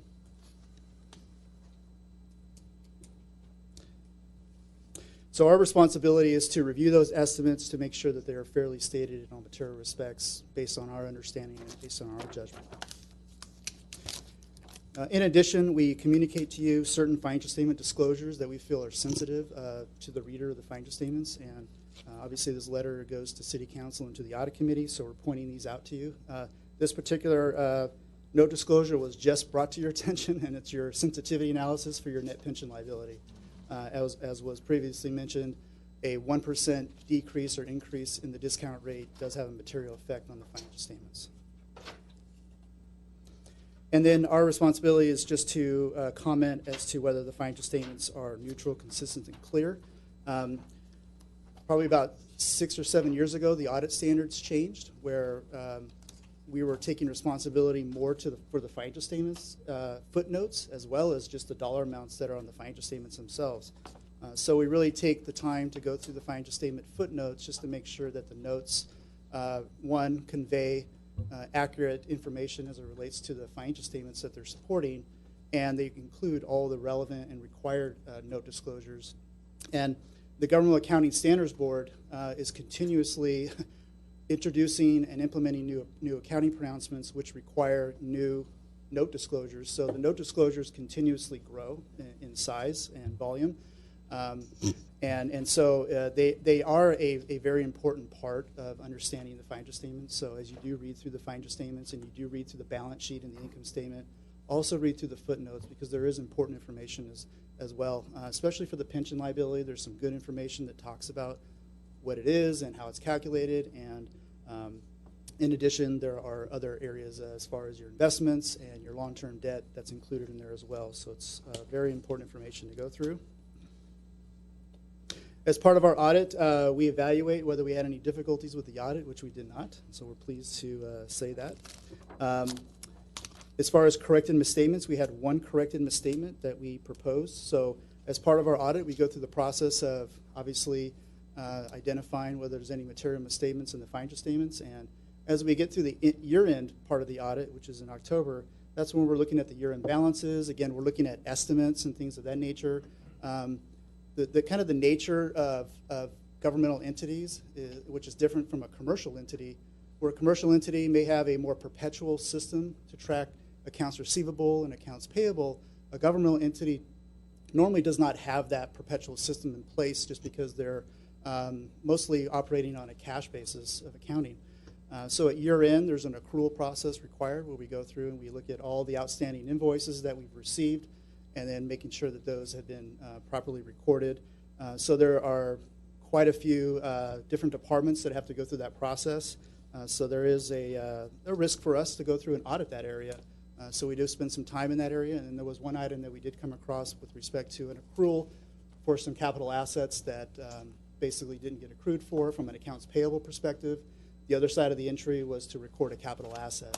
So from a balance sheet perspective, it had no impact on net position, just really grossing up the assets and grossing up the liability from that perspective. And that was human error, was my understanding? Pretty much,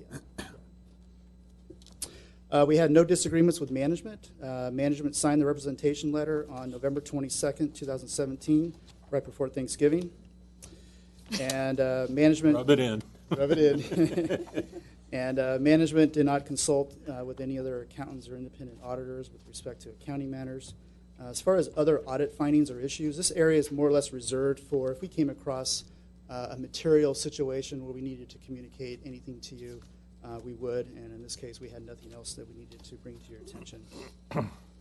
With respect to the section titled Other Matters, what that refers to is the fact that the financial statements that you have in front of you include other information other than just the financial statements. So there is a introductory section, there is a statistical section, and then there is a section referred to kind of other supplementary information. So our responsibility for that information varies based on where it's placed in the financial statements. So for the introductory section, the statistical section, and then there's a management discussion analysis and some other required supplementary information. We review that information to make sure that it complies with generally accepted accounting principles, but we do not opine or give any opinion or assurance on that information. And then there's a section in your report where it's really all of the non-major funds of the city. We do opine on that information in the total or in the whole. So that's just kind of conveying to you what our responsibility is for that information. Okay. Getting to the audit opinion, which is on page 1 of the CAFR. So page 1 of the CAFR, which is actually right after the financial section tab, is where our audit letter is stated, is included.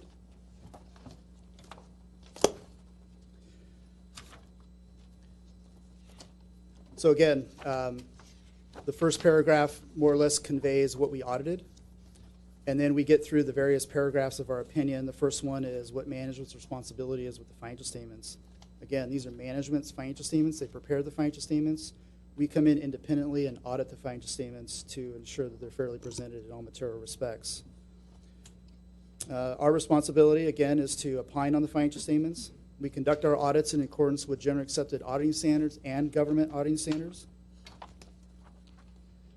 So the standards we follow and the procedures we perform help to evaluate whether the financial statements are fairly presented in all material respects. On page 2 at the top is our audit opinion, which basically says, in our opinion, the financial statements referred to above present fairly in all material respects the respective financial position of the government activities, the business side activities, each major fund, and the aggregate remaining fund information. Those are all those various financial statements that are included in your CAFR. So what that means is it's a clean opinion or it's an unmodified opinion. And then the other matters is identical to what I just went with you over our letter, just giving you what our levels of responsibility is with respect to the required supplementary information and the statistical information, transmittal letter, and the individual non-major fund financial statements. Okay? And then the last paragraph makes reference to a other report, which is our government auditing standards report. So that's a separate report that's included in the single audit report. So you should have another report. I think it's a bound document, and that's where our other opinions are noted. So because the city does transact federal grants and is a governmental entity, we're required to conduct the audit in accordance with generally accepted government auditing standards. So because of that, government auditing standards requires that we issue a separate report, and that report is broken up into 2 different sections. So on page 1 of the single audit report, the report is broken up into 2 different sections. One is internal control over financial reporting, and one is compliance and other matters. So when we conduct the audit under government auditing standards, we evaluate internal controls as it relates to our audit in order to identify areas of risk that might have a material effect on the financial statements. And ideally, that process is where we are looking at to ensure that controls are in place to reduce, correct material misstatements, prevent, reduce, or correct material misstatements in the financial statements. So as part of that process, we perform various tests of internal controls over key transaction cycles that have an impact on the financial reporting process. And then as part of that process, we'll communicate out whether there was any findings as a result of that. So in this particular year, we did have 2 significant deficiencies that we did identify in the city's internal controls. With respect to compliance and other matters, we did not identify any instances of noncompliance with respect to our audit. So going back to the internal control over financial reporting, our responsibility is to communicate to you whether there's any material weaknesses in internal control, and if there were none, then we would state that, and then, or there could be other matters that we wanted to bring to your attention. So in this case, there were no material weaknesses identified, but there were 2 significant deficiencies that we did communicate and we thought were important enough to bring to your attention. So page 3 is our independent auditor's report on compliance for each major federal program. So this is essentially the report on the federal grants.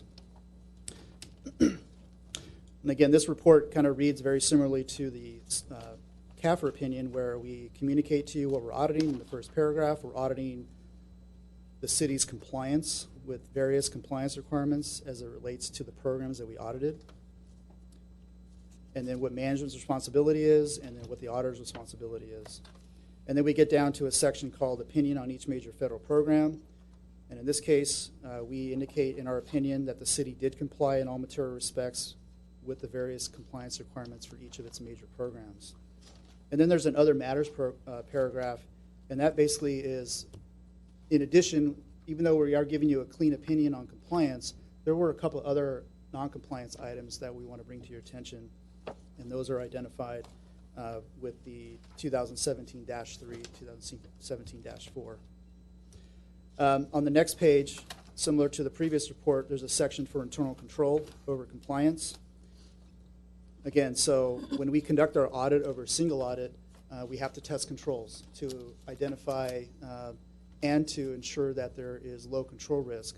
So this is very unique with the single audit as opposed to the city's audit, where we, with the single audit, we are required to test those internal controls and assume that there are no deficiencies going into the test. And in this case, when we conducted our test, we did identify a couple of findings with one of the programs that we identified as 2017-3 and 17-4 that we consider to be significant deficiencies. Again, for this particular report, there were no material weaknesses noted with respect to the programs. And then on page 5 is our report on the schedule of expenditures of federal awards. Again, we provide an opinion on this schedule, and the schedule is fairly presented in all material respects. And then page 6, 7, and 8 is the actual schedule of expenditures of federal awards. So this details all of the federal programs that the city is expending or had expended during 2017. A total of approximately $81 million, of which about $40 million of that were outstanding loans that they had on their books. Getting on page 10. Page 10 is our summary of auditors' results. So it really just provides a snapshot of what we just talked about. Financial statement audit opinion was unmodified. There were no material weaknesses. There were some significant deficiencies identified. There were no material noncompliance. Federal awards, we had no material weaknesses. We did have some significant deficiencies, but the auditor's opinion is unmodified, and we did have some other findings to disclose to you. The programs that we audited this past year were the Housing Choice Voucher Program, which is your Section 8 program, and the WIA WIOA Cluster Program.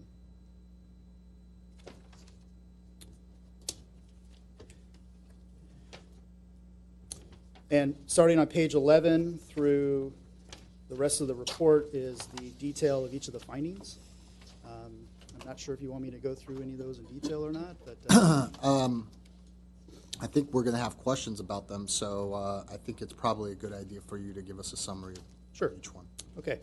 So again, as I reiterated earlier, we do the audit to identify whether there's any issues with respect to the financial statements in order to opine on the financial statements. Part of that process is to look at internal controls as it relates to financial reporting. Some of those key areas that we look at are areas that involve maybe the payroll processing cycle, the cash receipt cycle, as well as the disbursement cycle. And of course, the city, as large as it is, there are, let's say, kind of a decentralized environment in certain cases. Although the city has one financial reporting system, which is their PeopleSoft system, various departments have the ability to access the system and initiate transactions through that system. So the first finding deals with several items. One, the first section of the finding just identifies the criteria. This is what we would expect to see in a system that's designed appropriately. And in this case, for the city, one of the comments that we had was the changes to the master vendor file was not maintained centrally, where you have other departments that have the ability to add vendors to the system. There is an approval process that's in place, but nonetheless, it does allow other departments that ability to do that. The next bullet is that in limited circumstances, certain departments or employees were allowed to pick up certain vendor checks from the finance department with prior approval. So they had the approval to do that. Everything was in accordance with city policy. But in that case, we would like to see that no longer taking place, where you don't have departments picking up those checks in lieu of them being mailed out. And then the last one is copies of requests for payment forms were used in lieu of original signed copies as evidence of authorization to process vendor payments. So in this case, in this particular instance, the source documents were maintained in the department, and the copies were then forwarded to accounts payable for processing. And there were certain understandings and policies in place at the time that required that, and my understanding is that's been changed moving forward. So the context of the finding is that segregation of duties, whether through physical or electronic systems, must be in place to prevent the unauthorized access, approval, and use of city's assets. So the whole idea here is to prevent assets from leaving the city in an unauthorized manner, and looking at what those key points are that could create a risk for the city. In this case, there were these areas that we identified could create a condition where there could be assets that could be authorized to fictitious vendors as a result.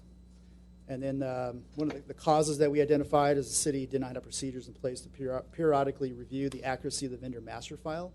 And so if you can imagine, you have a master file that has all your vendors.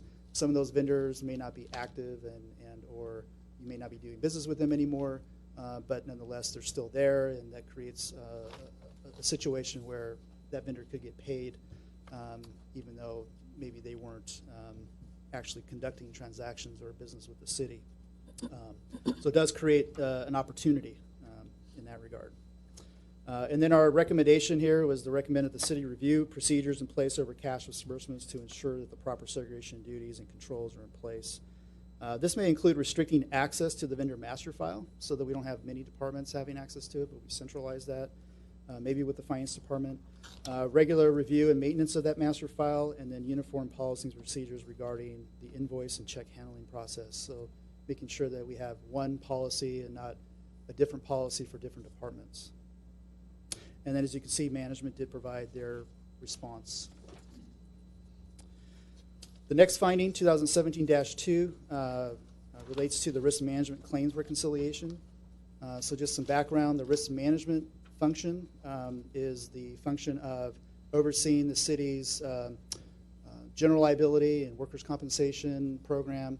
And in this case, the general liability program, there's a separate system that's used to track the claims. So claims come in, they input it into the system, track all the details of the claim, estimate what the liability is. And then the system has some reporting ability, and it also has some interfacing capability with PeopleSoft. So you can imagine PeopleSoft has a fund set up where the actual checks are cut and reported, and then the risk management system would also have essentially a mirrored system where you would see the payments that were authorized and then, let's say, dispersed out of the risk management system. So that both systems should basically equal one another. And in this case, we noted that there were some situations where we couldn't get them to reconcile together, and we realized that the city should actually have a system and a policy and a procedure in place to reconcile those two systems to identify whether there is any irregularity between the two systems. So that's really the context of this particular finding. And again, management did concur with the recommendations that we had, which is basically putting a policy in place to reconcile those systems routinely. Okay. With respect to the single audit findings, two findings, one dealing with sub-recipient monitoring. As Shujin mentioned earlier, there is a compliance requirement that when you do sub-grant funds to another agency, that you would list out the CFD number in that contract. It's the Catalog of Federal Domestic Assistance Number. And in this case, we found three instances where the subrecipient, the contract with the subrecipient did not include the correct CFD number or any CFD number. And then for eligibility, it was noted that out of our sample that we tested, we noted one item where there was just the proper documentation wasn't maintained in the file. And we also noted that the city didn't have a policy or updated procedures in place over the eligibility process, which would include the review of case files for each type of case. Now for WIA, there's three different types of grants. There's an adult, dislocated worker, and youth. So those are three different funding sources. And so our recommendation is that when you're documenting eligibility, it should have policies and procedures to identify which type of assistance would apply in a particular case. So those were the two single audit findings. Again, those findings did not result in any modification to the compliance opinion, still a clean opinion. And then on the, you'll notice on page 19, which is the last page, there's a summary schedule of prior audit findings and question costs. None reported, meaning that in the prior year there were none that were reported. So next year when we can present to you, we will be updating you on this year's findings and letting you know whether those findings have been implemented or not implemented. Mr. Showalter, I have a question for you. Yes. Finding 2017-001, was that discovered just because of the embezzlement that occurred? That finding did come about because of what was communicated to us at the beginning of the audit, yeah. And how come, I mean, just by reading this type of finding and the way, you know, it's actually, you know, vendor file, all that stuff, segregation of duties is obviously an important factor. So how come this wasn't probably discovered a lot sooner than until this actually happened? I mean, this could have been prevented a year ago or 2 years ago. Yeah, so, you know, when we design our audit, we're definitely looking at different areas of risk when it comes to planning our audit. Certainly is risk, looking at vendor files and looking at the accounts payable process is a process that we looked at every year and did not really identify any issues with that process. As we became aware of the situation at day one from our audit, we decided to drill down even further and look at the controls at a much deeper level. And these are the things that we came across as part of that process. Mr. Chair, members of the committee, before if you can have more questions, that's fine. I suggest maybe we get to the next item that deals specifically with this, and then we can have questions, Q&A at the end of that, if that's fine with you. Regarding 2017-001 And 002. Okay. Yeah, I think that's probably a good idea. It's all one issue. If there are questions about 2017-003, 2017-004, or any other thing that Mr. Showalter has brought up, does anybody have any questions about that? And then, if you would, you know, just maybe stick around if you could. I appreciate that. I was going to go, but if he wants to stay, no. Yeah, no, thank you. Thank you. Okay, seeing no questions, why don't we get to report 6C, and then if necessary, we'll ask Mr. Showalter, thank you for being here, we'll ask Mr. Showalter to come back up and answer any questions that he might have insight into. Mr. Chair, members of the committee, it's my unfortunate duty Let's read the item into the record, sorry. please. Item 6C, update on fraud incident pertaining to claims and litigation settlements. Robert Elliott, Director of Finance. Thank you. As I was saying, it's my unfortunate duty to have this issue come before you. It's not something anybody wants in our line of business. Having said that, however, you know, as much as we concentrate on our controls and procedures and policies, if somebody wants to circumvent them at will, they will do that. And I still believe we, citywide, we have very good policies. Clearly, we are bolstering those moving forward. I remember the day we sat David down after we discovered the fraud. Not a pleasant thing to do. We had an individual in the city attorneys, and I'll have Michelle walk you through since she kind of lived the whole experience going through the investigation that circumvented a lot of our controls that we had in place to commit a long-time fraud. And over courses of discussions that we had with city council on this, just put it in perspective, the city issues well over 100,000 payments a year.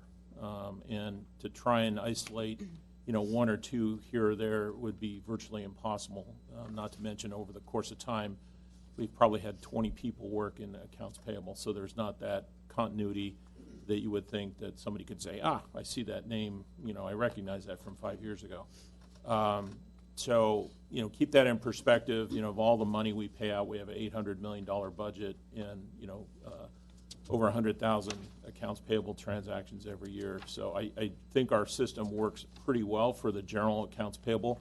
This was a very, very narrow band of payments, as David mentioned, through the claim system, also known as IVOS. And I'll have Michelle walk you through the entire issue that we had. And I will also mention, as we speak, the individuals being sentenced today down in federal court. So today is kind of a banner day in her life, I suspect, but I'll let Michelle walk you through what happened. Good morning, members of the Audit Committee. My name is Michelle Flynn. I'm the Assistant Finance Director. Normally, I would say it's my pleasure to be here to give you a presentation. It's my pleasure to be here, but not necessarily this presentation. So by way of background, our former employee and perpetrator of this fraud is Cassandra Alexander. She was the Claims and Litigation Support Supervisor in the City Attorney's Office. 20-year employee with the city, all in the City Attorney's Office. Her main responsibilities were for claims and settlement processing. She was responsible for approval of a variety of payments. She was in charge of the budget preparation, all things focused on finance. She was the go-to person for her department, as well as us in finance and throughout the city. She was also responsible for the general office management staff, so or management of the clerical staff, sorry, and that she basically was their supervisor for the non-attorneys in the office. She was obviously a trusted employee, being here for 20 years. She was promoted several times, each time gaining additional responsibility and more authority for the types of transactions and the work that she was performing. She gained a lot of confidence and trust from her bosses along the way, also from her subordinate staff, and those of us in the city who worked with her, and other staff outside of even finance. A lot of people knew Cassandra, trusted her, and looked up to her as one of those management employees that you respected. What we've discovered and what she has confessed to is fraudulently processing $692,000 worth of payments from the city. Total of employees, or I'm sorry, total individuals that these checks were paid to were 7 different individuals, all of which she knew. The fraud occurred between 2001 and 2017. All the payments that were processed were disguised as settlement payments for some sort of claim or liability that was fraudulently set up. The supporting documentation that was provided with the payments request were all falsified, and all the payments were processed through our internal service fund, which is our liability fund, where our insurance, claims, litigation payments are all handled. The way this was discovered was we were going through in finance a review of some IRS tax reporting compliance for 1099 reporting for calendar year of 2015. And this was there was one payment made out to an individual. As we looked at the supporting documentation, it was inconsistent. So we needed clarification from the attorney's office, made the phone call over to Mr. Garcia, our city attorney. He then started looking at it with his staff, chief assistant, city attorney Ann Maurer, as well as Cassandra Alexander, because she was, like I said, the go-to person for these types of things. And within a couple of days, they quickly realized that there was something not right. On a Monday, March 20th, was about just a few days after we made that phone call from finance over to the city attorney to ask about this one payment. We were told that things didn't look right. It didn't look like there was a claim that actually existed for this one payment. As I talked more with Mike Garcia as well as Ann Maurer, we quickly realized that we had a big problem on our hands. As they were notifying the city manager and the Glendale Police Department, we were doing a little bit more work in finance. So we quickly started pulling things together. By that afternoon, Ms. Alexander was placed on administrative leave. Her access to the city was turned off as far as computers and all of that. Police department opened up a case for a criminal investigation. City staff started reviewing the processed payments that went through the liability fund. We started noticing patterns. We looked outside the liability fund, even into the general fund. Any other funds that Ms. Alexander or the city attorney's office would have ability to process payments through. And we were able to identify 30 fraudulent payments that were processed over the course of the 16 years. We went back all the way to July of 2000, pretty much when our PeopleSoft system was implemented, and we were able to find the first payment occurred, that, from what we can tell, in 2001. And the last payment that was processed was actually a couple of days prior to the phone call that finance made to the city attorney's office.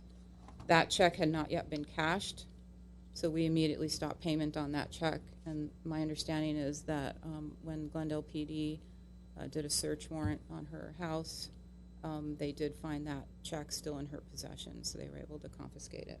However, it had already been stopped. The 7 individuals that the payments were made to were all people that Ms. Alexander knew or was related to in one way or another. However, within our payable system in PeopleSoft, there were more than 7, if I can call them vendors, if you will, set up. The reason for that is because when the paperwork was submitted, in some cases, the first name would be the last name, and then in other cases, the last name would be the first name, and it was reversed. And then there were some that were intentionally misspelled, but still very similar. So there weren't 30 different variations, but there was more than 7 variations. And in some cases, multiple payments to the same person under a surname and a married name and a maiden name. The city also initially, once all this was unfolding within the first few weeks, as we had more and more conversations and helping put the payments together for the police department for them to build their case, as they were doing things on the criminal side, the city needed to do what we had to do, our due diligence internally. So us city staff were looking internally at our processes and our payments that were happening, and then we also engaged outside counsel as well as a local CPA firm to start a forensic examination of our system. That was supposed to be for an independent evaluation. Do we have the right controls in place? Is there any more of this? Are we finding what we need to find? It was pretty much our due diligence that we had to make sure that we were okay. Ms. Alexander resigned from the city April 26th of 2017. She was still on administrative leave. Obviously, she was not, never came back to the city to work. And as Bob mentioned, she is being sentenced this morning. It's actually probably happened already. Actually, I just got an email. She was sentenced to 15 months. Okay. Sorry? She was sentenced to 15 months, federal prison. Is there any recoupment of any part of that 650,000 or whatever the amount is? Yes. Yes, there is. She'll get to that.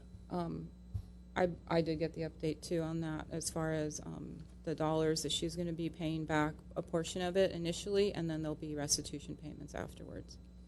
We also did file a claim with our insurance company, so the city should recoup eventually all of it.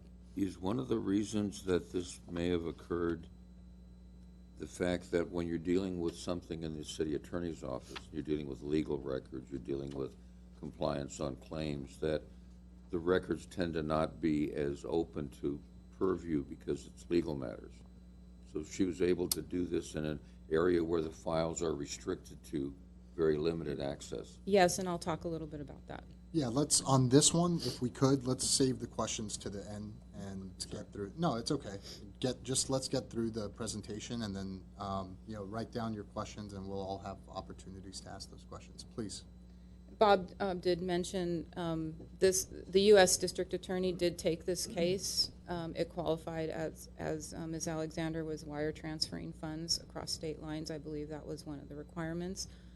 So our police department was very diligent in ensuring that she serve as much time as possible, and going through the federal process, we were pretty sure that that was going to happen versus the state.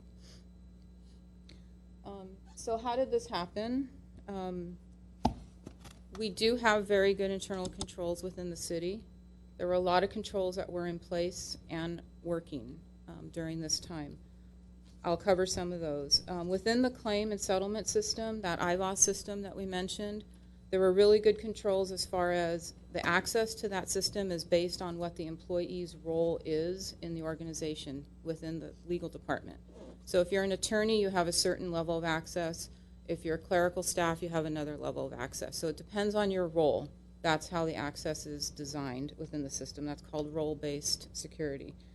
All access to that system must be approved by the city attorney or a manager, high-level manager within that department. I don't believe anyone outside the city attorney has access to their claim system, so it is something that they use in-house to track and monitor their claims. All the employees that have access to that system have a unique sign-on credential, so unique to them, user ID and password. There's good segregation of controls in place. Same person who enters a payment in the IVOS system cannot approve a payment. So if you have approval authority, you're not allowed to enter a payment, and vice versa. There's also, between IVOS and PeopleSoft, so as the claims and the payment information is entered into IVOS, there's an upload that happens in finance to get that payment into PeopleSoft to generate a check. So legal staff cannot generate a check. That happens in our shop in finance. And we in finance don't have access to the IVOS system on the other side. So that's a segregation of duties control that's in place. The majority of the checks are mailed out to the payees. There are minor exceptions. We've tightened that up quite a bit since this happened, but again, that's another control that's in place to make sure that the check goes to the person it's intended to go to. Appropriate levels of control. Every employee that is authorized to approve a payment request has to have their department director approve that authorization. Every year we have a signature card that goes out to all the department directors. They have their staff sign that signature card, and the director places an authorization for a dollar amount that that person is authorized to approve. And these are staff that are reserved at a higher level, supervisor, manager, administrator, et cetera. And the higher up in the organization, obviously the higher level of authority you have for signing off on payments. Like I said, there's signature cards that are updated and kept in accounts payable that our staff in finance review to make sure signatures match and authority levels match. And then any settlement or litigation over $10,000 must go to City Council for approval, and that's done through closed session. All payment requests have proper supporting documentation, or accounts payable staff will kick it back. Even though these payment requests are uploaded through IVOS, there's hard copy paperwork that comes with it. There's a payment request that has a wet signature on it for that authorization, and then there's the supporting documentation behind it that supports that payment. So what went wrong? Well, prior to 2010, the city attorney's office did not have their new claim system in place. They had basically a database that tracked claims and that were monitored that way. It was not really the best system as far as having controls in place. It worked for them to track what they needed to track and identify their claims, but it didn't have good system controls. Once that new system was implemented, and Ms. Alexander was part of that implementation team, it was harder to fabricate a claim. However, she did find some loopholes, knowing the system well enough because she was on the implementation team, being the key person in the attorney's office to know that system and be one of the main users of that system. She knew how to work around some of those controls.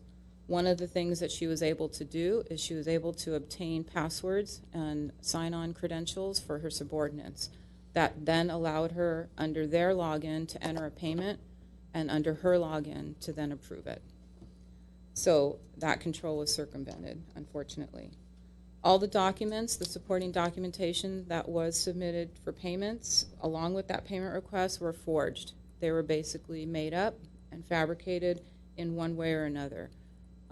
Cut and paste, closed session memos were retyped, changing names because she had access to all these documents and information within the system and on the network within the legal office. She was able to do that. She was a notary, so a lot of the documents that needed notarized, she was the notary on those. And then the claimant's signatures were typically forged by herself. As Mr. O'Shaughnessy mentioned, there was a perception from a long time ago that predates all of us, basically, that because it's a claim or a litigation matter, the information and the supporting documentation via the settlement agreement, et cetera, coming in for into finance with that payment request is confidential. The original is supposed to be kept with the claim file. As a result, we accepted in finance for a very long time photocopies. That's how she was able to cut and paste and change names, and it would go undetected because there's no originals in those. And lastly, the majority of the checks for, like I said, are mailed out to employees. However, these that she processed fraudulently were picked up. And there was always a reason with a memo attached and her signature of, needing to provide it to an attorney for, we need more paperwork signed or whatever the case was. In every case when a check is picked up, there is record of that in finance, and the department, whoever's picking it up, must sign for it. However, now we have better controls in place that it's not just one employee's word for it, that they need it. So we have a different process that we've implemented. So what have we done to change this? All claim and settlement payment requests now must have original documentation. We all got together, decided there is nothing confidential about this stuff any longer. We don't need it to be confidential. So all the supporting documentation that now comes to finance with the payment request is originals. There are new checklists that have been established. We've worked with the city attorney's office to find out what is it that they need to get, how do they submit it, what are the signatures we should be looking for in finance, so we're all in agreement and everybody's on the same page with what we should be looking for. The message to all staff, not only in the attorney's office, but citywide, is that there is no longer any sharing of passwords. Like, don't do it. That is part of data security. That is good password protection. You don't share your system logon with anyone, regardless.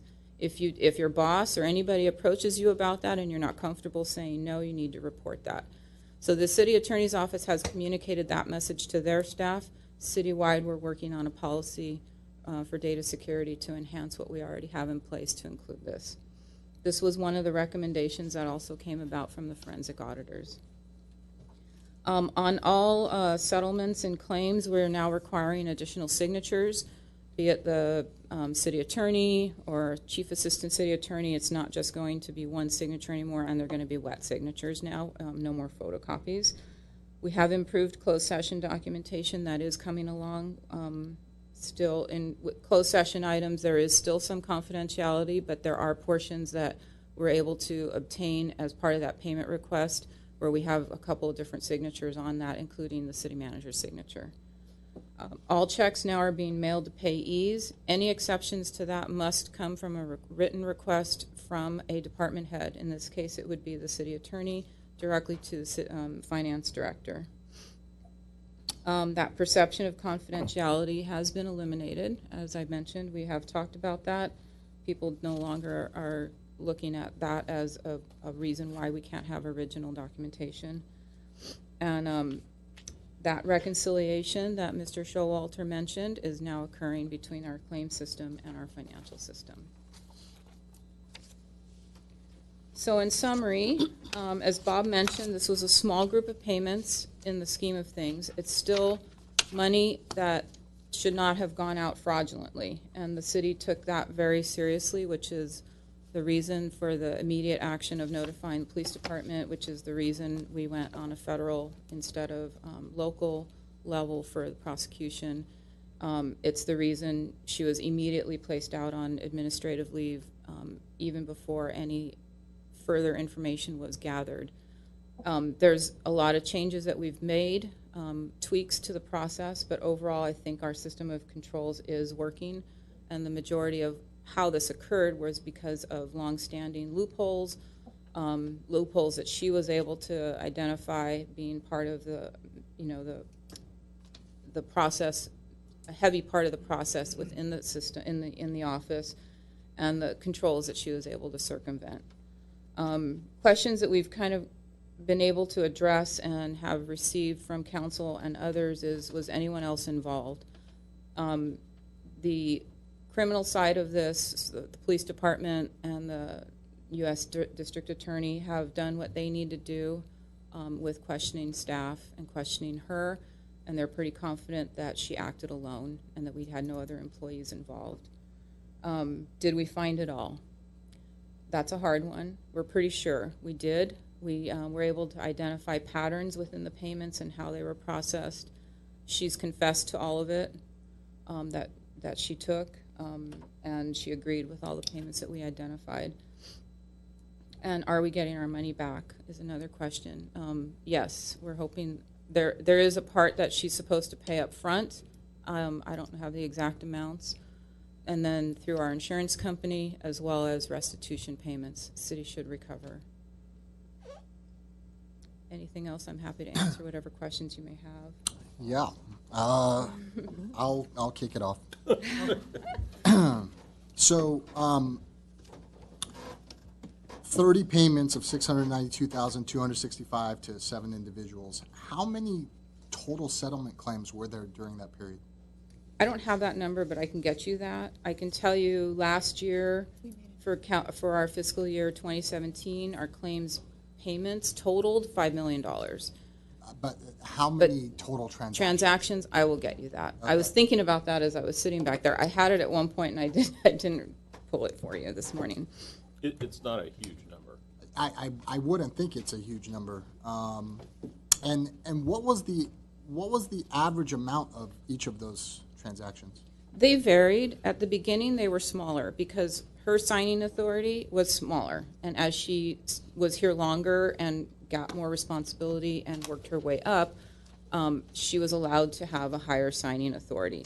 So the payments early on started at under $5,000, and then they went up to closer to $10,000, and then the latter one, and additionally in those earlier years, because they didn't have good control in the system, she was able to process smaller payments more frequently. With the new system, she wasn't able to do more frequent payments because of the nature of the system and how she had to kind of set it up.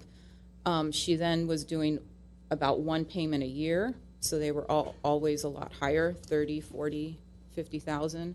The last one that was going out was 82,000, so they were a lot more in the latter years. You mentioned that you felt like you had gotten everything. What about prior to PeopleSoft? So she's a 20-year employee, meaning that she was hired in 1997. Correct. And so PeopleSoft was implemented in 2001? 2000. 2000. So what about the 3 years prior to that? We don't have any detailed data that went prior to PeopleSoft. We kept balances, but all detailed records we don't have. So we wouldn't have any of that prior to. We felt pretty good. I'm sorry to interrupt you. We felt pretty good when we saw the first one in 2001. So we had had PeopleSoft for about a year at that point. So we felt pretty good that there may not have been anything prior to. The employees that were, you mentioned that sharing passwords, that there's been a note to all employees about sharing passwords. There was no policy written in place about sharing passwords prior to this event? Not that I'm aware of. It's been talked about. We have a acceptable use policy throughout the city for different things, computer related, data related. Specifically, that is not mentioned. So that does have to be something that's written policy that's communicated more broadly. What are the implications of an employee being caught for this sort of embezzlement and any pension issues related to her employment, his or her employment? That is still to be determined in the courts, if I'm not mistaken. Right, Bob? Mr. Chair, members of the committee, PEPRA, the Public Employee Pension Reform Act of 2012, put into place the ability to have some potential pensioner forfeit their pension if they're committed a felony in the course of their employment. That is currently being challenged, I think, in 2 lawsuits for running bookie operations, et cetera. So we'll see what comes of that. Okay, thank you. And then it sounded like the city is saying that their, internal controls were in place and operating properly. What is that a qualitative assessment based on? I mean, did the city think that the internal controls were sufficient at the time, and because of this, has realized that they weren't, or were there some questions regarding the sufficiency of the internal controls before that, and this came to light after we discovered the embezzlement? A couple things. We feel strongly that the controls are working and that the controls we had in place were working. The ways that these payments were made were basically, she went around those controls. The one area of not having the original documentation is the one area that I wish I had a better answer to. All I can say is that that's just been such a long-standing practice that we never revisited and didn't change. As a result of this, we've now changed that. So I think that's an important one that moving forward, we want to make sure that we continually assess why we do what we do. And we've looked at a lot of different payments. We've looked at a lot of little specialty type payments that kind of fall out of the normal course of how our accounts payable process works. This was one of those. This caused us to look at those and tighten up things here and there and tweak things here and there, clarify things here and there. But overall, for the vast majority of the payments we process, we felt pretty strongly that our controls are in place and working well. And then a follow-up question from Mr. Showalter. In terms of how many years now has VTD been the outside auditor for the city of Glendale? I think approximately 4 years or so. Yeah. And so I'm curious, how, in terms of evaluating your own practices moving forward, yeah, how does, I don't recall any type of finding like this over the past 4 years. Yeah. I'm curious how this type of situation informs the outside auditor moving forward. Mm-hmm. I understand that there's a complex relationship between being an outside auditor and going to cities and providing a service, and you're providing a service where you're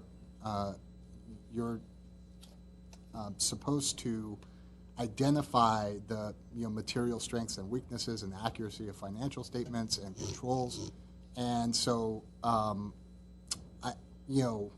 trying to understand what the relationship between securing contracts and not overlooking items, but maybe not digging as deeply as might be required now that we have some sense of, the types of lengths people will go to override what we previously considered to be, proper and standard, controls. Right. How would you comment on that? I mean, I can comment to you on how we went about the audit. So each year we plan the audit to identify areas of risk that we feel are included in the financial statements. And again, our responsibility is to opine on the financial statements to ensure that there isn't any material misstatement in the financial statements. So we're looking at, the concept of materiality comes into play here. So there isn't any absolute assurance that the financial statements are free of material misstatement, whether due to error or fraud.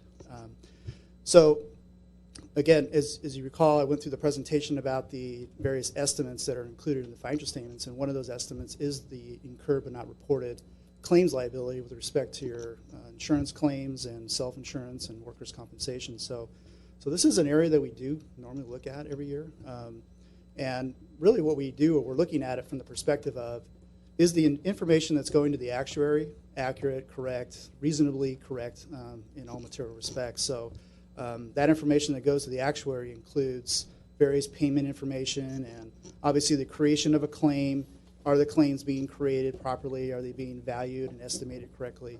So we are looking at that process, more or less looking at it more from a kind of a higher level, because the liabilities that are involved here are material to the financial statements. When you get into the transaction level, they may not be that significant overall to the city as a whole. But we do look at transactions as part of our audit, and we did do some auditing of those transactions.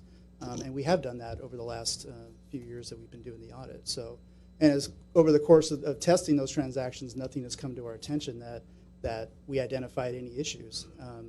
Now, when we did sit down, and at the beginning of the audit, we sit down with management, we go through, what are the changes during the year? What's happened during the year that we need to be aware of as part of our audit?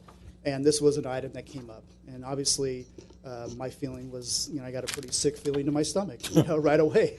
Because, we are the external auditors. And I take pride in the fact that we do a really good job in the audit. And if there are issues that come up, we bring those to management's attention. We don't feel like that, oh boy, well, they're going to not like us if we don't. We have a professional responsibility to communicate those things in our audit. So as a result of that fact gathering at the beginning of the audit, then we go about identifying our plan, putting our plan together. And in this case, we made the decision that there were certain things that now came to our attention. And we felt like now we need to really dive a lot deeper in certain areas of the audit when it comes to internal controls and looking at those controls. And as a result of that, we did identify some things that we felt the city should implement. Now, in the context of what was just presented to you, some of those things kind of made sense in some way. But we do select samples of transactions with respect to accounts payable. We do select around 40 to 60 samples. We did not have any exceptions with respect to those samples. With respect to the risk management testing, that's a separate sample that we select. Again, that process includes tracing everything back to approved documentation that's signed off by the appropriate individuals of the city. And in most cases, those things went to city council for approval. Here you have the highest level of governance signing off on these transactions. So as a reasonable auditor would assume that everything looks to be in accordance with policies and procedures in that regard. But knowing what we know, when we went into the audit from the information that was provided by management, we decided to look at things a little more closely. And we also knew that management was in the process of investigating this on an ongoing basis and hiring another CPA firm to come in and do a forensic audit. So we were also kind of monitoring from that perspective and looking at the things that we thought would have a more pervasive effect overall. Now, risk management, we're talking about a very isolated area of city operations and finances. But when we look at the overall controls of disbursements and so forth through the PeopleSoft system, we're looking at, are there any pervasive internal control deficiencies or things that could be improved that not just this one department, but any other department that potentially could certainly circumvent the internal controls. So those are some items that we did want to bring out as part of our audit in order for the city to kind of move forward and implement some of these changes. And with respect to the reconciliation controls, that was just another area that we thought, all right, if we can reconcile the two systems together, then maybe certain things can be identified to prevent or even just detect things that could have happened or maybe it already happened, and at least you have some timely information on certain transactions possibly getting through the system that weren't previously looked at. So we definitely changed our audit procedures. We definitely changed our audit scope and spent a lot of time looking at this to more or less be able to identify if there were any other issues that we need to bring to management's attention as part of their investigation. But at the same time, we need to assure ourselves that there are no material misstatements that are included in the financial statements. And in evaluating this issue, the issue itself was not material to the financial statements taken as a whole. But nonetheless, it did require us to change our scope, change our audit plan, and then we had some results out of that. So. Thank you. Wouldn't it be safe to say that it occurred because the guardian or the watchdog was in fact the person committing the crime rather than the person supervising to make sure that things were done correctly, and that the upgrade of software, the upgrade of the training of our own employees is what caught her, because it was caught, dealt with very quickly, same day she was put on suspension. So it appears to me that she was in a unique position to be the go-to person, as a couple of people called her, to be the person to come and say, is this all correct? And she'll say, well, of course it's all correct, because she was the vouching authority, but we at least caught it while she was still an employee. We caught it and dealt with it quickly, went to the U.S. Attorney, which means the FBI and the Treasury Department if it's the U.S. Attorney. I would say it's an inadvertent, more than inadvertent, it is an embarrassment, but at least the system worked to catch her, and the system worked to close in very quickly when she was caught. So I at least think that we need to, as a matter of record, applaud the fact that other people in the department, first time there was a question, they pursued it and caught it.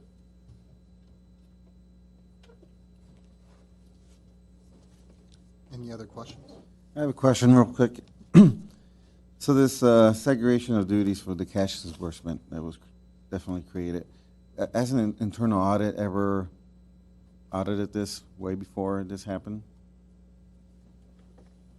I think that was specific. I mean, the audit committee's been around for such a long time, and I know, I mean, the AP department, somehow there should have been some sort of internal audit done, which we could have seen that, you know, there wasn't the proper segregation of duties back then. With regards to the vendor master file Yeah. review, that has, the issue of trying to maintain that vendor master file in PeopleSoft has been somewhat of an ongoing issue for us in finance for a very long time. By nature of how PeopleSoft is designed, it's very difficult to actually clean out your vendor files. You can inactivate them, but you can easily reactivate them.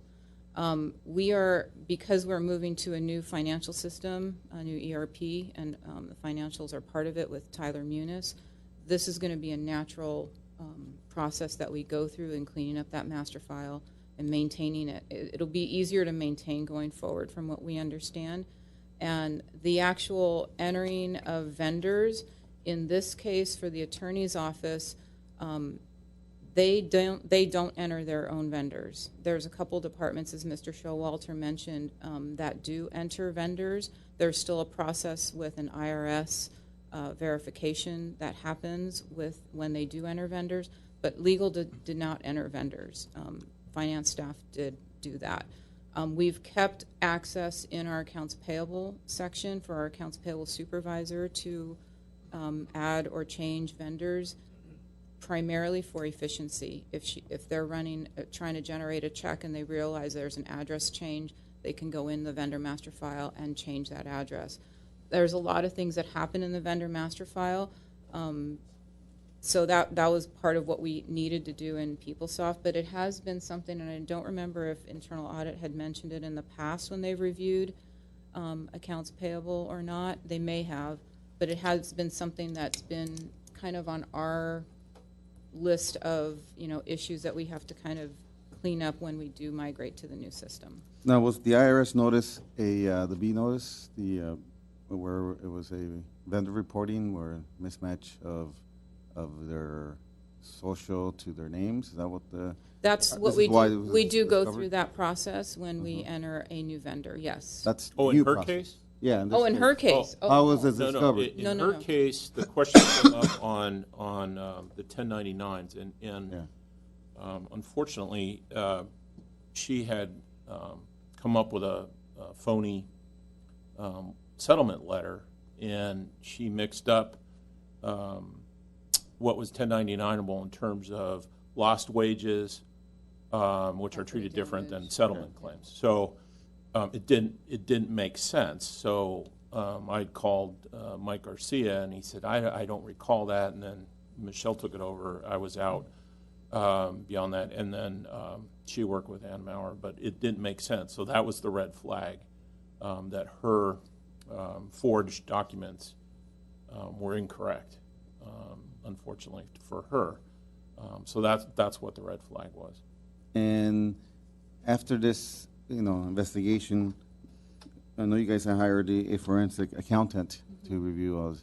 Now, was it specifically just for this case, or did they look at other process, which is why 2017 finding 001 was created, that maybe there's more things in there that could have happened in other departments besides this? Because if this happened in one department, how do we know we're sure that it hasn't happened or still happening in other departments? The forensic auditors were brought in specifically for this case. However, as part of what they looked at, they talked with staff and reviewed documentation that involved how we process payments generally throughout the city. So they looked at controls broader than just what happened here. That finding that you have there is from our external auditors through their process, VTD's process, that they go through their year end. So they are not the same.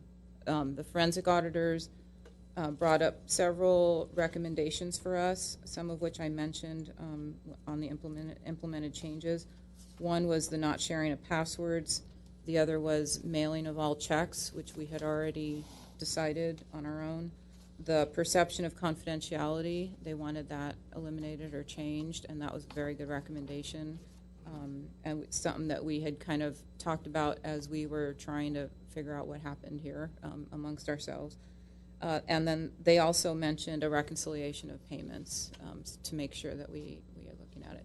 They brought up a couple other items that we're looking at as we move into the new system that we really can't do in our current system, too. And then one more question I have from my end here to understand this. The signer of the check itself, who is it? Check signers are Bob Elliott, our Director of Finance, as well as our Treasurer. So- It's through the printing process. So it's just a printing process, and then it's just a They're the authorized signers. automatic Yeah, check in there? it's Yes. Coded, yeah. So like these are basically claim payments. No one, I mean, obviously it went through AP, someone reviewed the copy documents, but it just basically, it was, looked legit from that standpoint and just was processed. Check was given to her because she wanted to manually handle it. So obviously there was no like eye observation by someone actually double checking, validating this with, legal besides her. I mean, for example, like if the city attorney writes a check, I mean, even though we trust him, I mean, there should be some controls embedded in there where it's still double checked by someone in the department, finance, whoever it is, that validates this type of incident. Well, I guess I would respond to two things. One, she intentionally went around the system. So she created forged documents. She stole passwords to approve things, which ordinarily you couldn't do. She was the top clerical individual in the city attorney's office. So she basically ran the clerical section and was the point person for all the claim settlements. So she was a very trusted, high-level employee that found some very small seams in the system and exploited them. And again, controls should be so intense that they outweigh their costs. So we thought, and again, this kind of goes back to that whole veil of confidentiality. Had that, I think, been not there, it would have been a little bit different. But the entire 10 years I've been here, it's always been treated that those settlements were highly confidential because they came out of closed session. We've removed that. We've created additional reports, wet signatures, as Michelle said, from city manager and the city attorney on those settlement documents. So we'll have multiple signatures for those, and they will be the original documents moving forward. 20/20 hindsight. There's you take a fraud class, and if we think there's no fraud in our city, we're crazy. There is. It's just a matter of having controls that are reasonable in place that catch, to the extent that we prevent those material misstatements within the financial statement. So it's unfortunate, but again, the amounts payment she processed were over 16 years. And you look at 16 years worth of payments, that's roughly 1.6, 1.7 million payments were processed. She had 28 that were processed out of that number. So, percentage-wise, it was quite low. It's still disappointing that somebody in that position of trust would throw that to the curb and for her own gain. But that's what happens. So, I think moving forward, we'll all keep a sharper eye out towards those things. I think we've looked at this process and beat it to death in terms of how we're moving forward in the future. We still are looking at the vendor setup. We do have other departments that we rely on. We've sat with them numerous times to see if there's ways that we can improve those. There's quite a bit of check off and double checking on those vendors for housing and workers' comp. So we're pretty confident those are okay. We are moving forward with actually establishing vendor setup within the accounting section, so there's no individuals within purchasing or accounts payable that has that. We're having to hire an additional staff to do that. Rather expensive option, but something that the city manager's office endorsed. So that is an additional procedure that we're going to put into place. And if I could add to what Bob just said, every payment request that does come in through accounts payable for processing to issue a check, it does have supporting documentation attached. Our accounts payable staff reviews that supporting documentation so thoroughly, you would probably ask any other department. Yeah, Elena's nodding. We almost annoy some of the other departments with some of the things that they identify and catch and will send back if the supporting documentation doesn't look good. There was nothing in these payment requests along with the supporting documentation that caused any red flags for us to not issue a payment, unfortunately. So that's, I think they did their due diligence, even though, as Bob mentioned, there was multiple staff in that department, in that section of finance. We've had 3 supervisors during the course of this 16 years that within that area. So I think they're all very well trained to identify something that doesn't look right. Additionally, the vendor, once the new system was in place within the city attorney's office, we had a new system in finance established about the same time, kind of independently, where a different process for entering a vendor and requesting a 1099, even for these types of payments, when the majority of claims and settlement payments would not be 1099able.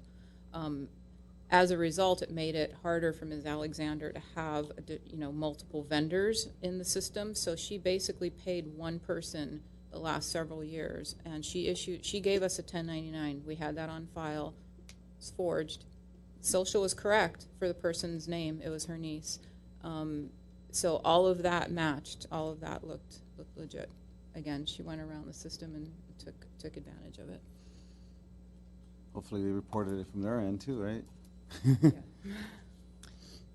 Just a quick comment. I mean, I think the important lesson for us here is just to, I mean, it's an unfortunate event, no question about it, but we would like to see what part of it is because of the failure of the process and the procedures, and what part of it is the human error component of it. And, I'm not really sure you mentioned about it. The biggest red flag for me was the fact that passwords, you have a multi-level approval system, but then for some reason the passwords are either compromised or she obtained it some other way. So I guess there's always this element of, and I'm not exactly sure I think you explained it, but I was not paying close attention to the fact that whether or not it was compromised or she directly asked the underlings to provide the information. But I think, that's a good thing for the city to make sure that, it's communicated throughout the city, and, all of the employees know that under no circumstances should anyone, disclose their password regardless of who the person who's asking is. I think that's very important. And in a system that we have multi-level of approval, that solely functions if that piece of it is kind of taken care of. And then other observation was, I was just curious. I mean, if I'm an employee and my supervisor, and for whatever reason I provide my password and credentials to the other individual, the next day I'm logging in, I'll see an entry under my name. I would be curious to see why has that happened. I mean, like, what is it? I don't want to go into the details of it. I mean, this is not probably outside of the of this conversation, but it would be important for staff, I think, to receive some training, some sort of brief training about like all of these little things, because the integrity of the system really relies on employees also understanding these little details. So my understanding is that she asked them and they provided it to her, and it was under the guise of, I need to do some work this weekend, so I want to get it all taken care of and enter payment. I think she said that, if I'm not mistaken. Lucy, do you recall? Yeah. Yeah. So I don't think anyone suspected that she was doing anything, deliberate or fraudulently at all. But I agree. I wholeheartedly agree with you on the data security issues, definitely. Okay. Thank you very much. Let's move on to item number 7. Number 7, audit committee or staff comments. Just to reflect, by the way, and make sure that the minutes reflect that Mr. Corral left at 10:33 a.m. Yes. Comments? The only comment I'd repeat that if when we go through this sterling, fascinating document here, that we might be able to refer either by email or back to the finance department if we'd like someone to return to address this CAFR when we've gone through it all. That's the only thing. I would just caution you that when you do that you do not copy other committee members for Brown Act purposes, that you send your inquiry directly to Bob Elliott, and that if the inquiry warrants a broader discussion, then it may be agendized for a future time. But if it's a small point of clarification, there may just be an individual response to the committee member inquiring. Absolutely. Comments? I would like to first off thank the staff. This is an extremely difficult undertaking, especially to finish it by Thanksgiving. But Expensive one. Too. Yes, I'm sure. No, there's a lot of work that goes into this, and I think I speak for my fellow committee members that we recognize the amount of work and how much care goes into presenting these documents. And thank you for providing the reports. I really, really like that there's a continued striving to better the way these reports are received, to help all of the stakeholders in their understanding of these issues. And I agree with Mr. Elliott. Controls can't be so onerous that their costs outweigh what they're protecting. At the same time, even though when we look at the entire budget for the city over those past 17 years and we compare it to the amount, it's a small amount. The words fraud and embezzlement and that implication of somebody that was trusted and promoted, having that be in some ways how the hard work of the vast majority of the city employees is reflected, I think it makes it so important for us to make sure that those controls are strong enough to avoid those types of issues. And I do think that there was a lot of ingenuity in a not good way applied to this particular case. I just wanted to thank the city staff. I do not think that this reflects upon the majority of the work, both from the staff and the committee, over that time. So thank you. New business? Okay. Adjournment? Do we have a motion to adjourn? A motion to adjourn? Second. So adjourned.